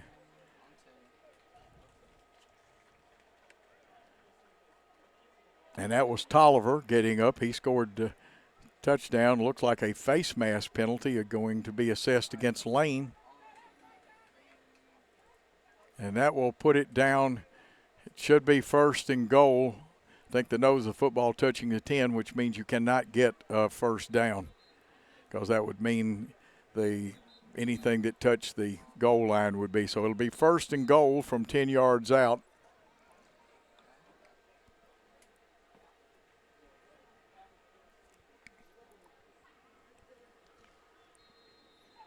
.105 to go, as you can see on our great scoreboard clock, always provided by Worthy Roads as a production unit on JEA TV.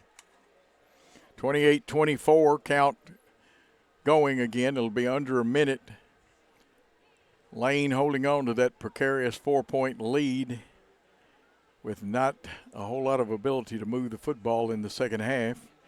They'll need to crank it up a stack to the left with the wide outs. More of a slot, and there was movement. Let's see. I think the Lane players had to help the officials there a little bit. Good call, gentlemen. It'll be 5, and that'll make it first and goal from the 15. Good job of the Lane young men helping point that out then. For those of you that are timekeepers in the afternoon, it's 4:53, but on our clock, what's important, 40 seconds left in the third quarter of play. After this 40 runs out, there'll be 15 minutes more. You can see illegal procedure. It'll cost Clark Atlanta 5 yards. First and goal from the 15 and a half. They have to put it as the 16. Again, they go with the stack to the left, 2 receivers to the right. They're going to give to the running back, Martin. He's going to get a couple of tough yards. A hat comes off, which should kill the play. And a good effort by Lane College. That looked like Gaither. He'll have to go out for a play. And coming into the game is number 59, who I believe that's the young man, we'll check, that made the great run. Short gain for Martin. We'll give him credit probably for more than he got. And that is the end of 3 quarters of play. With the clock run out, getting ready for the fourth, it's Lane 28, Clark Atlanta 24. We'll take a break on the JEA Lane College and BallGame Blitz Network. Jackson, Tennessee, 1887. The newspaper reported that the new electric light was greeted with shoutings and applause. The downtown crowd cheered the new electric streetlights. Today, clean water, sewage treatment, light, the warmth of natural gas, gig internet. We take it all for granted, but they represent decades of time, multiple millions of dollars in investments, and generations of skilled and dedicated employees, all the foundation of JEA today. Heating and air conditioning costs are over 50% of our average utility bills. Heating water, another 20%. 70% of our costs are basically for comfort. Utility costs are going up, and those inflation-driven costs may be with us for months. Whatever methods you use to conserve energy, those count more now than ever before. So when you set thermostats or use energy in any way, remember to take steps to conserve, saving your dollars at JEA today. Back for fourth quarter action in Memphis, Tennessee at historic Crump Stadium. The traveling home, I think you might say, because we play some games at Lane down here. We'll be back at Lane Stadium. Some people know it at Rothrock for the next home game that Lane has. We'll tell you more about that a little later. 15 minutes of football left. It is 2nd and 13 after a 2-yard gain by Martin. It's Clark Atlanta's football, their 2nd and goal. So it'll be 13 yards to pay dirt, 13 yards between Lane and the goal line. Lane must come up with another big stop. McPhee had the big interception that wiped out a potential touchdown drive earlier. And I thought my seat had gotten a little hard. And what happened is my cushion came out of it. A lot of good things here at JEA. Hopefully you're seeing some great things that they do. Jackson Energy Authority. I have my internet and cable service with them, and you can see this game, and it'll be put up several times. This one will be a little bit of a tape delay, but we will have a lot of Lane football, like the 3 home games, including homecoming in Jackson, Tennessee. And I think having to use my phone like it's a computer, and we'll check the Lane College schedule.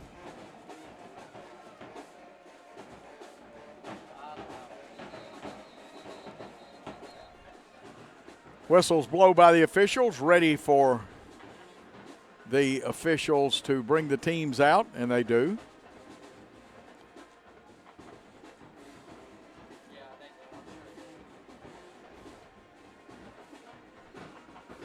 Going to be 2nd and goal from the 12, or actually closer to the 13. 3 receivers to the right for Clark. 1 man in the backfield with David Wright III. And they look like they have substituted and put David Martin back in there, or he's back in. Pender not in this situation. It'll be a single receiver to the left. They may be, see if they're checking anything. They haven't wound the clock yet as far as the play clock. And Gaither still has to stay out for 1 play. That's Jackson, GL Jackson, that's in there for him. Boy, Lane needs a stop here. Making them kick a field goal would be very big. A man in motion, a jet sweep to the right with a couple of blockers out in front. And there are a couple of Lane defenders there, being Johnny on the spot. Malbro, one of them. We'll get a replay and see if we can pick up some more of those young men. We made him run east and west rather than north and south.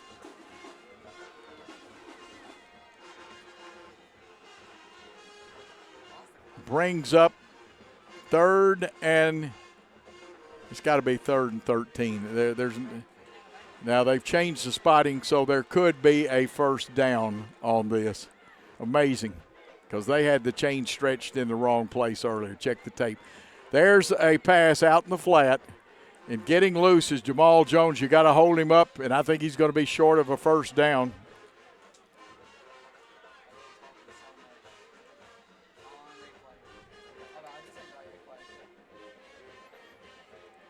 .35 passes thrown. It's 4th down. They'll send Cabrera out there. Leonardo Cabrera, a very good kicker. Like I said, he has won a ball game. 4th down.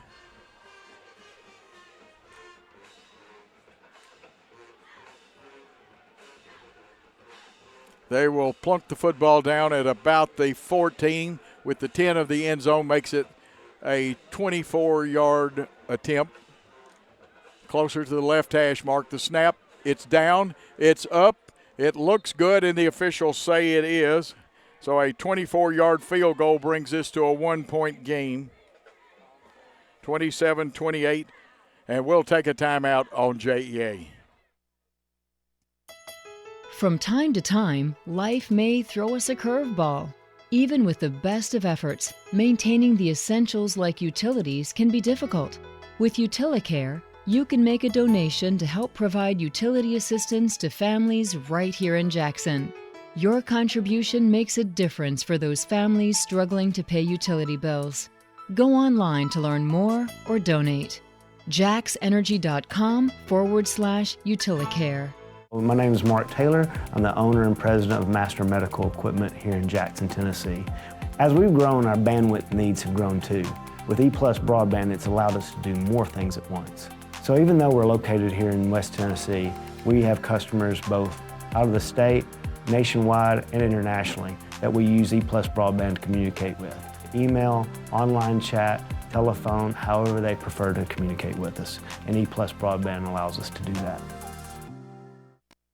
We're back as there's a battle of the bands, both bands ringing out here at the 13 and putting on a show in the stands. Great entertainment by both these teams' bands. I know more about the Lane band, like I said, have marched in many of the parades over the years. They always represent Lane College well. Next game for Lane will be at Kentucky State, the Thoroughbreds up there on October 5th. That's a road game. Then on October the 12th, Tuskegee University comes to town at Rothrock or Lane Field. Let's call it Lane Field. Then on Saturday the 19th, Central State University will come to town. And then on the 26th, I believe that's right, yeah, the 26th, we travel to Savannah State and mark November the 2nd. Edward Waters comes to town, and I think that is the game that will be homecoming. I'm sure Roger Ogden, who does such a great job, he and Derek Burrows, we appreciate them. And Darlette Samuels, if you're listening, we appreciate your help. Lost a tough one last week, 42-32 to at Miles College. We've been the road warriors, and even though this is our home game, it's really at a neutral site here on the fine historic Crump Stadium AstroTurf. It's also the home of the Central High Warriors, which again explains the big H in the center of the field. That's for high school because the education department here in Memphis told me many years ago that this was the first high school in Memphis. Evelyn back. He will set himself up at about the 9, and this is a squibber trying to make us fall on it, and wisely we do. And we'll get good field position out of it. That was Jackson. And Jackson did the right thing.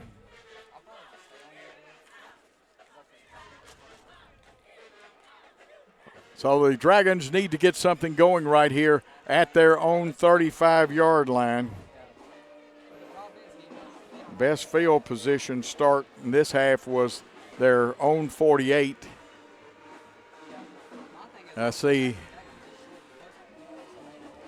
Gaston coming out. Let's see if Dewey is out there. Anthony Evelyn. We'll check the rest of them.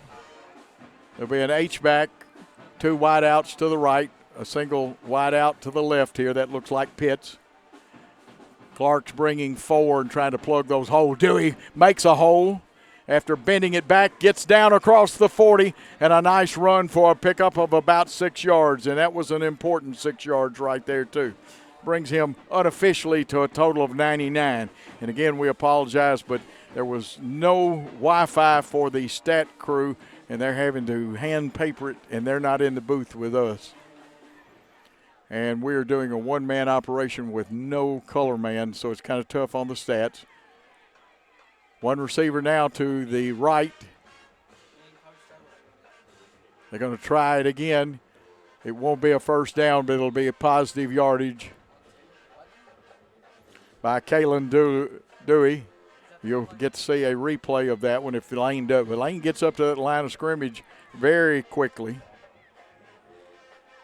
Dewey unofficially over the 100-yard mark. It's 3rd and 1. Dewey is hit in the backfield and driven back, and just they plugged every hole. The little Dutch boy plugging the dike in Holland to keep it from flooding in there didn't plug as many holes as Clark did that time. It's going to bring up 4th and about 3, 4th and 2.5 if you prefer. And it's going to be a punting situation for Ortiz as the clock goes under 12 minutes. 4th and 3, the ball is on the 43. 1 point lead by Lane College. And let's see, it looks like they're going to send Jamal Jones, the speedster, back deep. Ortiz needs to hit a hard one. Let's see what kind of rush.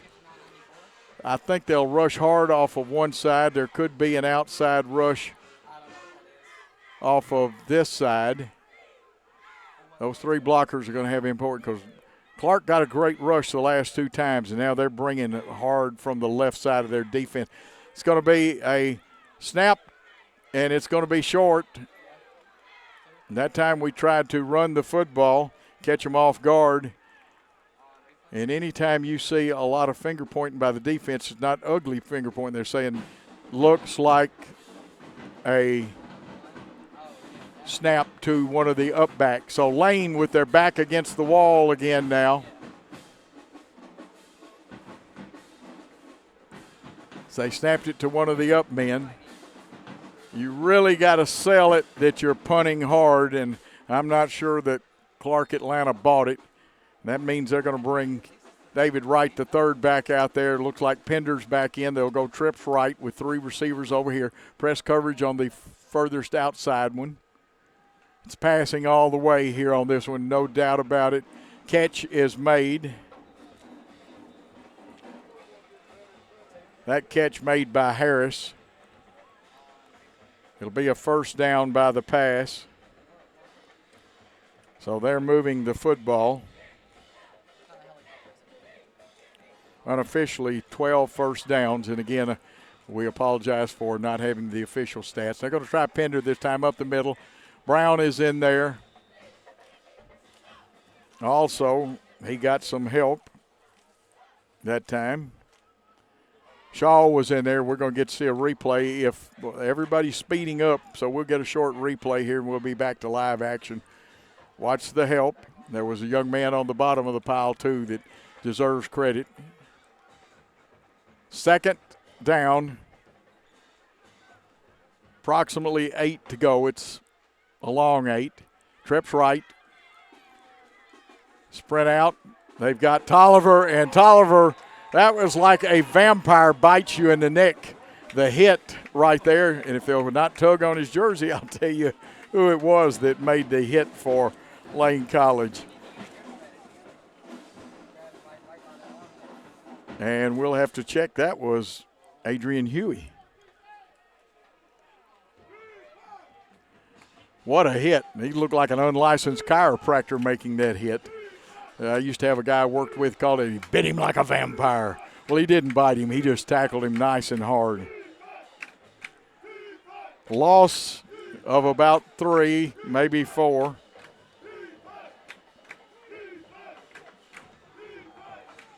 Pender changing sides, wide side to the left where there's a 3-man stack. Lane did a good job with a little twist. They're going to rush. Brown is chasing. Will he get him? He gets the pass off, and Pender was wide open. He could have chewed a pack of gum and whistled any song you want, and he's going to get 12 yards and another 1st down. Holy cow. Did everything right except for cover Pender. 13th 1st down unofficially.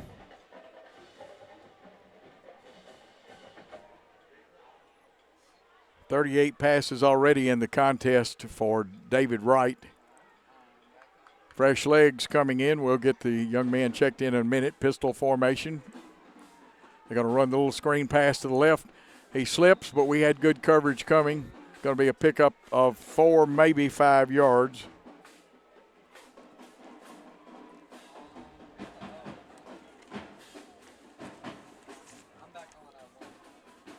That is Armand White, number 90, that came in quickly. They give to Pender. He's trying to bow. He beat the man to the outside. Pender could go all the way, and he does. for Clark to take the lead. Checking for flags, I see none. 14-yard run by Pender for the touchdown.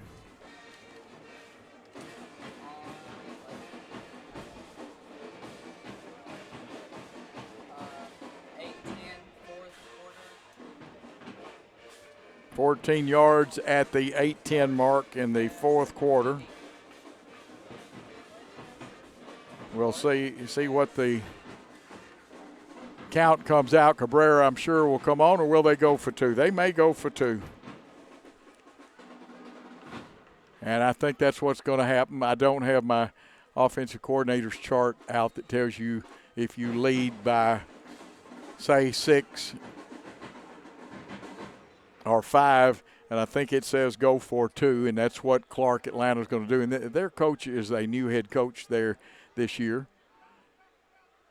Looks like Martin in the backfield, and everybody's got to get set or there would have been illegal motion. They're going to sprint left, looking to throw back against the grain. And I'm going to tell you what, going up and getting a good 2-point conversion catch was number 3.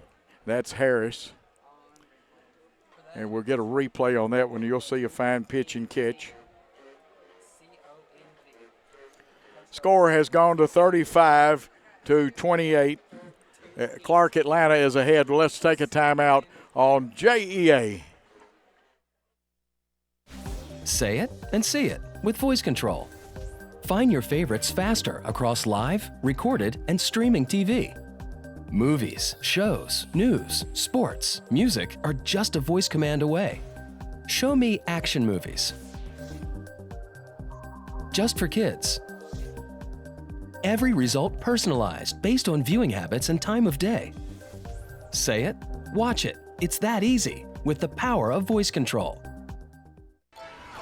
Tune to the Travel Channel.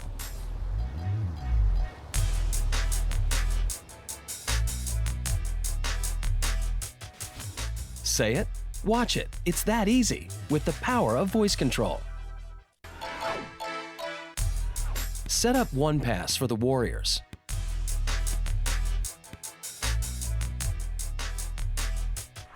Catch all the action with the power of voice control. Back, and the second half has not been kind to Lane College. They led in this contest until the fourth quarter. At the 8:09 mark is when Clark Atlanta took the lead, then converted with a pass to Harris for the 2-point conversion.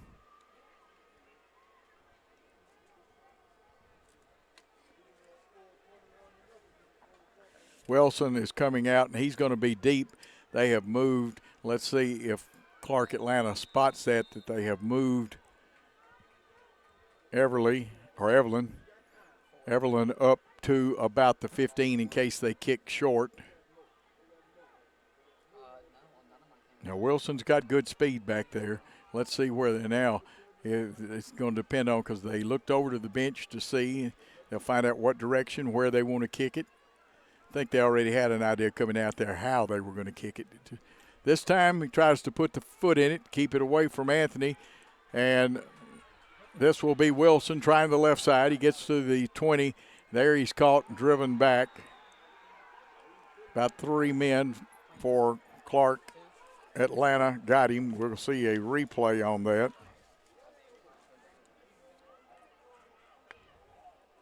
41, David Howard, one of those that was in on it. Let's watch the return from about the 11. 41 came up there very quick, and 35, Carter Mason. 41 is David Howard, though.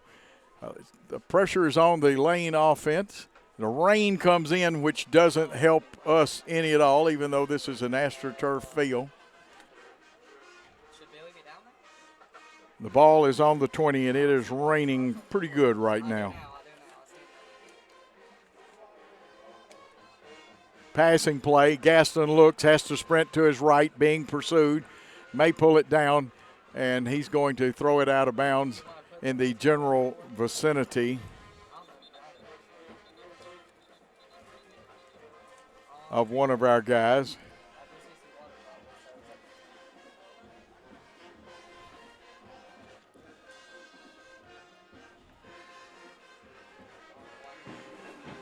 I thought he might run the football, but it's incomplete.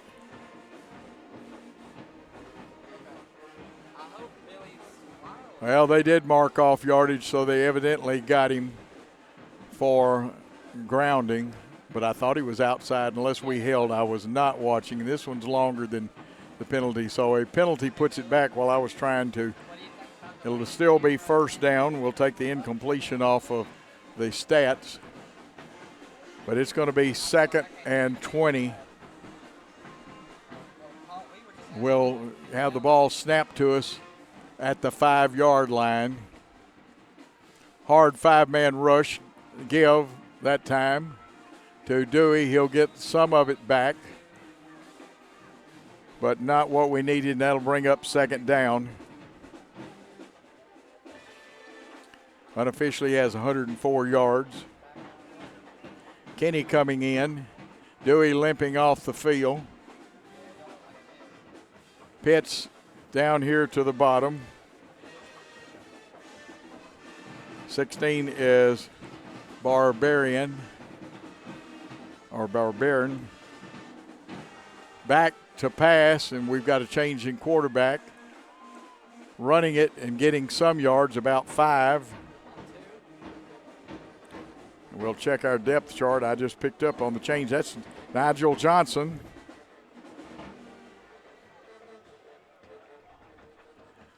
With 6:56 and counting. Big play for Lane College. Wide side of the field, beat to the left.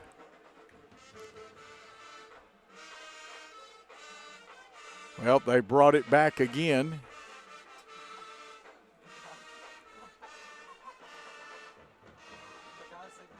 Now let's see what they're marking off. Marking off a penalty. No, or putting. Very interesting with this. Let's check and see which down this is. It is about 13 yards from a first down, no matter what down it is. Down marker still got third, so it's 3rd and 13 with Johnson in at quarterback. 3 receivers to the left, 1 to the right. Kenny in the backfield with Johnson. 4 men are coming hard, and they just teeing off. Here's the pass up in the air. It's fought for and received, caught. There's a flag down. We'll see what the call is. But catching the football was Santel.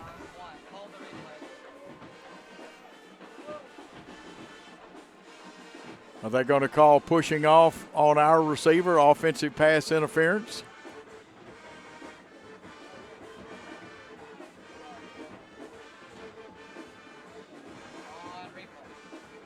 Now let's look at the replay and we'll see if we can pick it up. A lot of contact out there, and only the officials know for sure.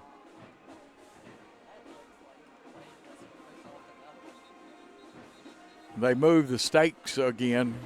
They're not at the right spot. Then they had to go back and reset.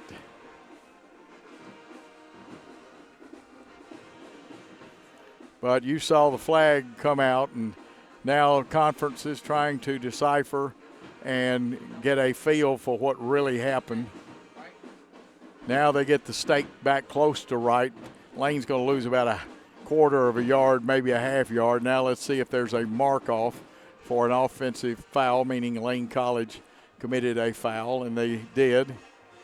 Should be, and it's a half the distance to the goal line foul. Puts Lane in 3rd down at about a $2 cab ride, or $3 cab ride. Actually, it's more than that. The Uber will cost you about $20. 3rd and about 24. Penalty hurt at inopportune times. Johnson still in at quarterback. 4 receivers to the right of the formation, empty backfield. It's a bunch. A diamond actually is the way it's configured. 1 receiver to the right of the formation. They're shifting people out here. Only 3 are going to rush. Johnson throws it up in the air, and a lot of body contact, but they say no harm, no foul. Interesting. That'll bring up 4th down with 6:07 to go.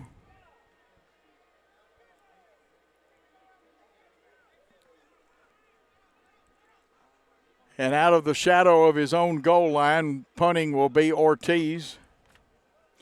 Marcelo Ortiz from Los Angeles, California. He's been a busy young man, especially here in the second half.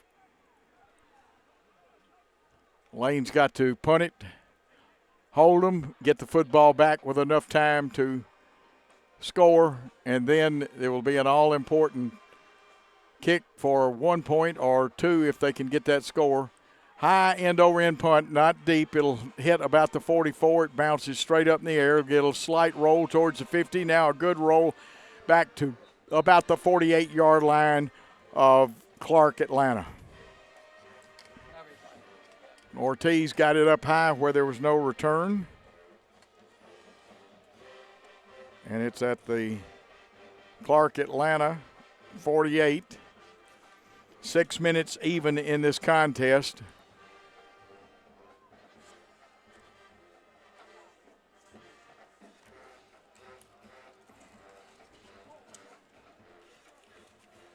Tolliver will be the man closest to us.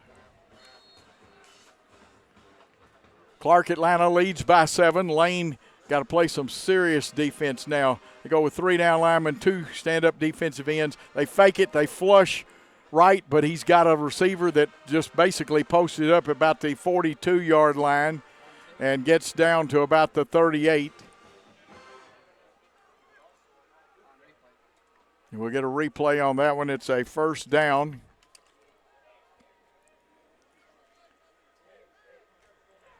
They place it down on the 40, a 12-yard pickup. And that is 41 passes, I believe, thrown. Yes. 1st and 10 for the Panthers. They hand to Pender. He ducks one man, gets through the hole. And we tackle him high, and he's going to carry us down to about the 22-yard line. So a pickup of 18 and another first down.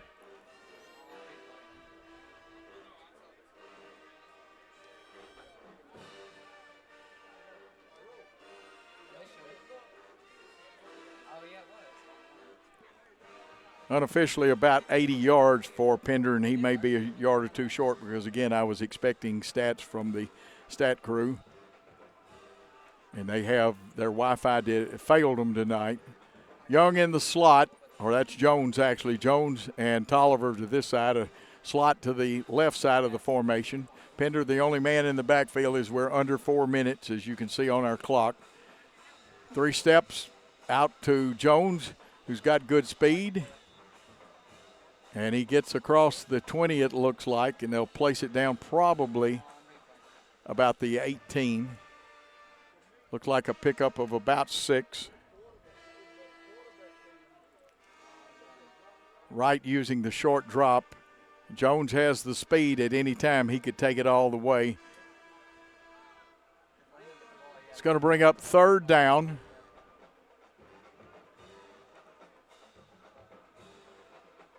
Now they had to send Harris out there to the wideout. He did not get the play, so now everybody's got it for them. Pistol. They give to Pender, trying to skirt, and Pender is going to be dependent on that spot, but I would say he probably got it. Yes, he did.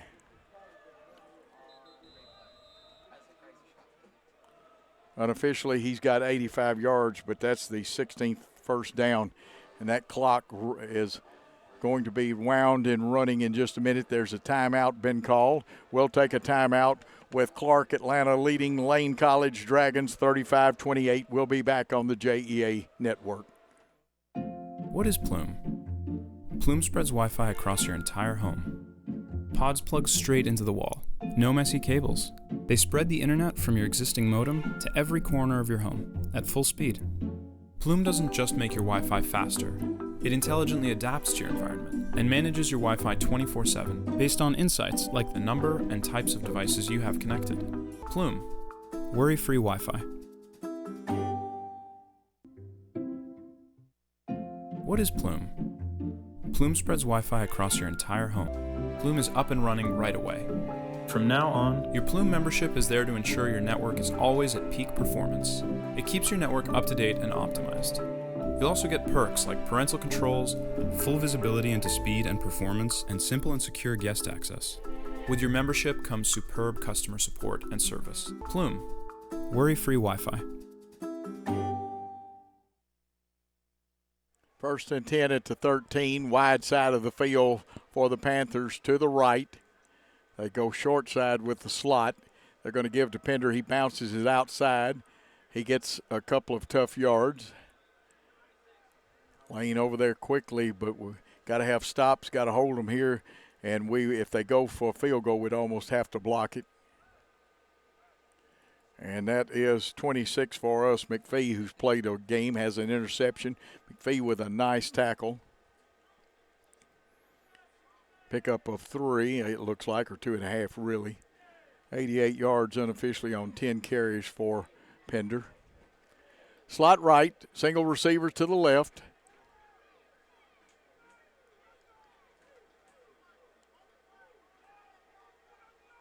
Tight end is to the right. They're going to give to Pender again. Had one man get through and get a handful of jersey, and he'll get some help with an assist. 45 Irving on the tackle. We'll get a replay, and you'll see the other young man come up and hit him. Say Brown down there. There's a timeout called on the field with 2:53, and with Clark Atlanta leading 35-28, we'll take a timeout with them.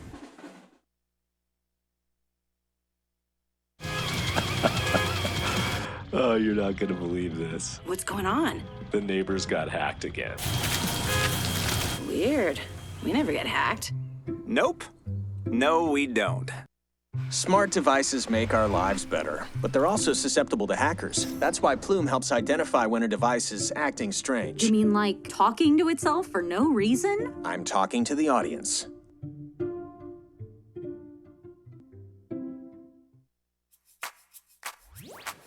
With E+ broadband and Watch TV everywhere, you can now take your TV on the go. Just visit WatchTVEverywhere.com to sign up. Then you're all set to catch your favorite shows, movies, and sports wherever and whenever you want on any internet-connected device. Choose from our growing selection of networks from your cable package at no extra charge.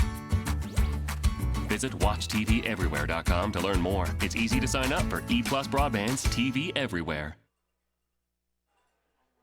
We're at snap to right, hand off to Pender. He's just running it forward to line up. I think they'll kick a field goal on 4th down. They may not. I need to stay out of coaching. 35-28. Clock still running at 2:40 and counting, as you can see. And it looks like Cabrera is coming on the field. Leonardo Cabrera, their fine kicker. Lane has played a whale of a ball game. Got a little tired, couldn't get anything going in the second half offensively, not consecutively. And Cabrera, well, they'll plunk the football down. Let's see if they put it down to 15 or the 16. We're going to call it the 16.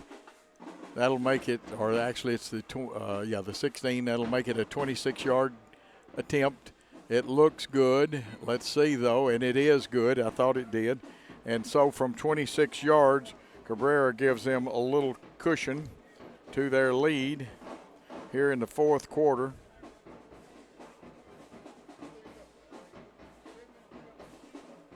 And it's 38-28. Lane College has to score twice. Time on the clock, 1:59. That one from 26 yards out, and we'll take a quick timeout here on the Jackson Energy Authority Network. I'm Mark Taylor. I'm the owner of Renew Biomedical Services based out of here in Jackson, Tennessee.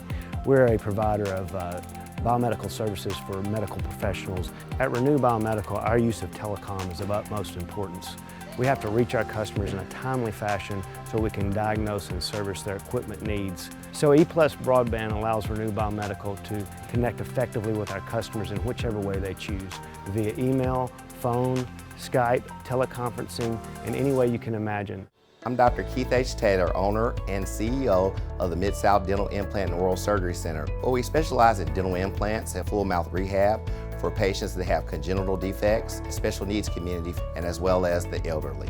This room is an actual functioning surgical suite that gives us the capability of performing procedures normally performed at the hospital. All the technology available in this room was made possible by E+ Broadband. Thank you, E+ Broadband.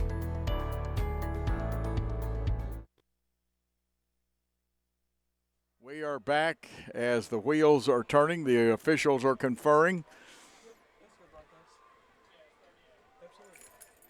Now I am checking the scoreboard. I have 38-28 because it was 35-28 when Pender scored his touchdown at the 159 mark. Cabrera kicked a field goal.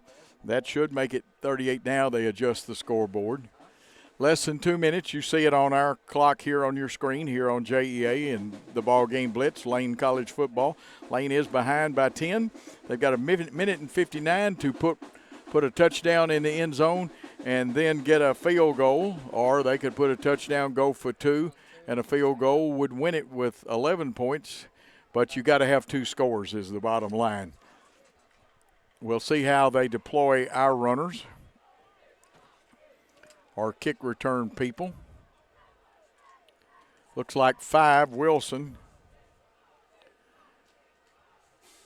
Wilson will be the deepest man.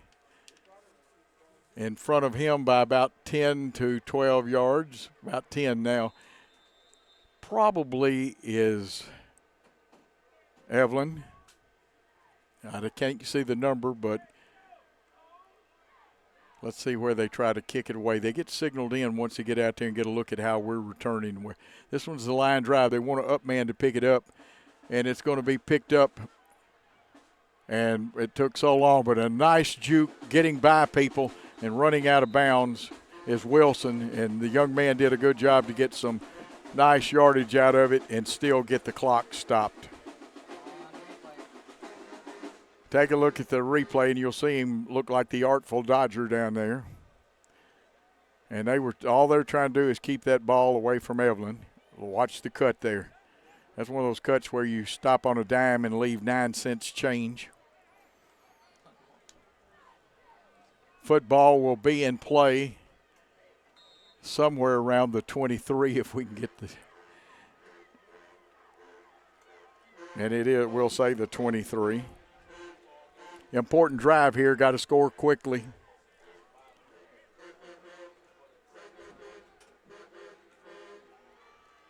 Flushing Johnson out of the pocket, and there'll be a sack back there by one of the Clark linemen.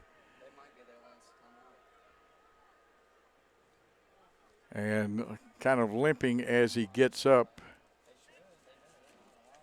is 31 for Clark. Do not have my roster, does not have his number on it that I have. 3 down linemen to rush. They'll use a contained linebacker outside. Johnson wants to crank it up, runs. There's a hole up the middle. He'll get hit, and that's one of those I'm going to bump you down hits. And getting him down was Eric Searcy, who's had some hard hits tonight. Johnson 3rd and 5 or 5.5. Here's an out, in and out. In the rain, there is enough rain, and it's going to bring up 4th and 5. And at 52 seconds, Lane has to go for it.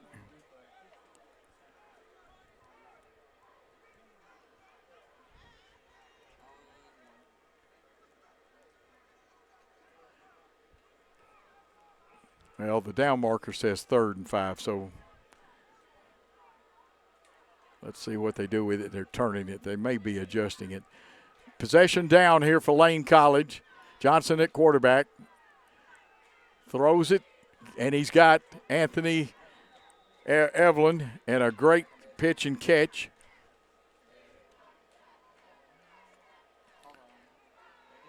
First down for Lane.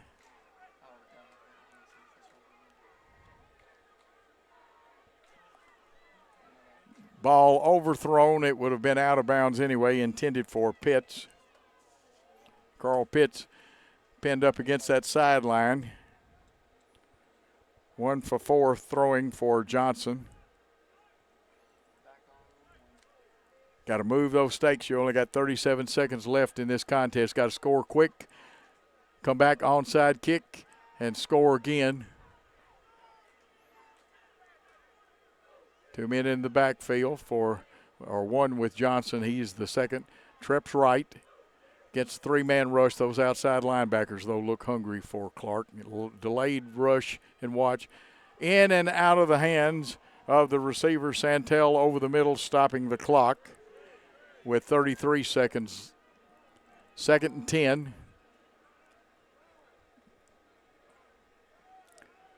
He was open, but there's just enough slickness out there to keep you.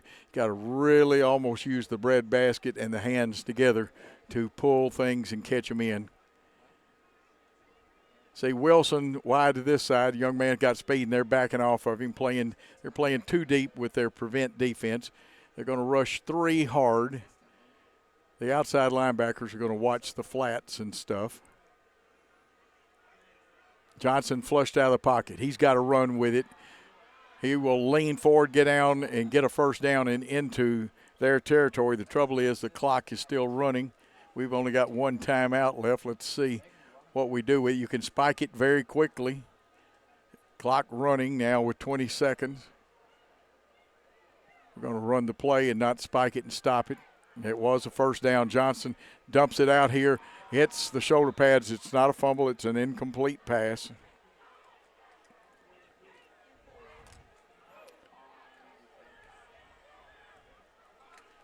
Eight ticks left on the clock. You got to have a Hail Mary and hope you got some time left on the clock.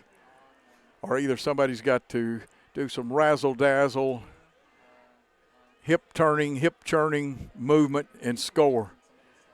And with only 8 seconds from this distance, you got to be about a 4.5 sprinter on a 40. Maybe 4.4. Johnson back, looking, gets pushed up towards the front, dumps it off, and it's incomplete with 2 seconds left. It's intended for Wilson. You know, this is where you wish you had the old stick 'em you'll see on the replay. Steps up, spots the receiver that could have stepped out of bounds and would have had at least 1 tick, 2 ticks possibly on it. But it goes through the hands, and like I say, we're playing a wet ball. This will be the last play. They ran it down to 1. Interesting. 1 second left. This will be the last play of the ball game. Lane would love for pride. They'll go with a 5-out situation. Safeties for Clark Atlanta back about the 14-yard line. Their own 14 yards away from the goal. So do you throw the Hail Mary and hope for a penalty? No, there's going to be a sack to end this ball game. And 91, who is a very good player for them, does an excellent job. He ends this contest. That's Cleveland, who had a big sack earlier. And the final score of this contest is 38 for Atlanta Clark Panthers, 28 for the Lane College Dragons. We'll take a timeout and come back and wrap this game up. We'll have some highlights for you. Let's take that timeout. I'm Dr. Keith H. Taylor, owner and CEO of the Mid-South Dental Implant and Oral Surgery Center, where we specialize in dental implants and full mouth rehab for patients that have congenital defects, special needs community, and as well as the elderly. This room is an actual functioning surgical suite that gives us the capability of performing procedures normally performed at the hospital. All the technology available in this room was made possible by E+ Broadband. Thank you, E+ Broadband.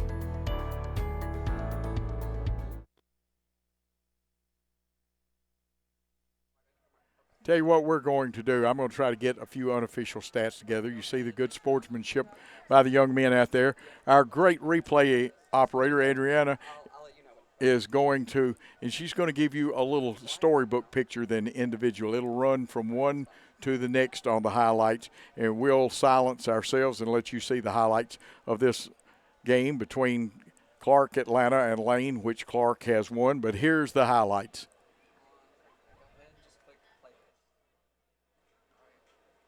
Lane's first touchdown by Dewey. That came at the 10-minute mark. PAT would be good after that. Clark will come back and tie it up on this pass play. And that's Tolliver in the back of the end zone. They will kick their extra point. Both kickers very good extra point and field goal men. There at 11-17, it's Lane. This is a touchdown run by Dewey, Kylan Dewey. The next highlight you will see will be a Lane touchdown pass. This one will be a great run and catch by Evelyn. He took this one 70 yards approximately. The extra point was good, and at that point, Lane led 21-7. Now, I'll remind you, all of Lane's scoring was in the first half. One more highlight from Lane at the 4:16 mark.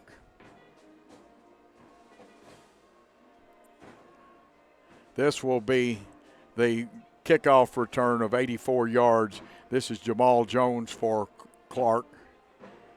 And that will make it, I believe, 21-14 at that point in the game in the second quarter. Back to Lane College, you see Gaston back. He flips it, and a 17-yard touchdown run as Kylan Dewey does a great job hustling. The extra point was good. And at that point, it was 28-14. You see a field goal that's good. This will be a pass play from right, and that will hit number 3 for them. That's Harris. Here's Wright again going for the corner of the end zone, and a great interception right there by McPhee. That young man had a good ball game. Had several key hits, played some pretty fair pass defense. I'm sure the coaching staff appreciates his. We're back to Clark Atlanta. They give to Pender. Pender got outside leverage. He's strong, bowling ball type guy, and he scores on the touchdown.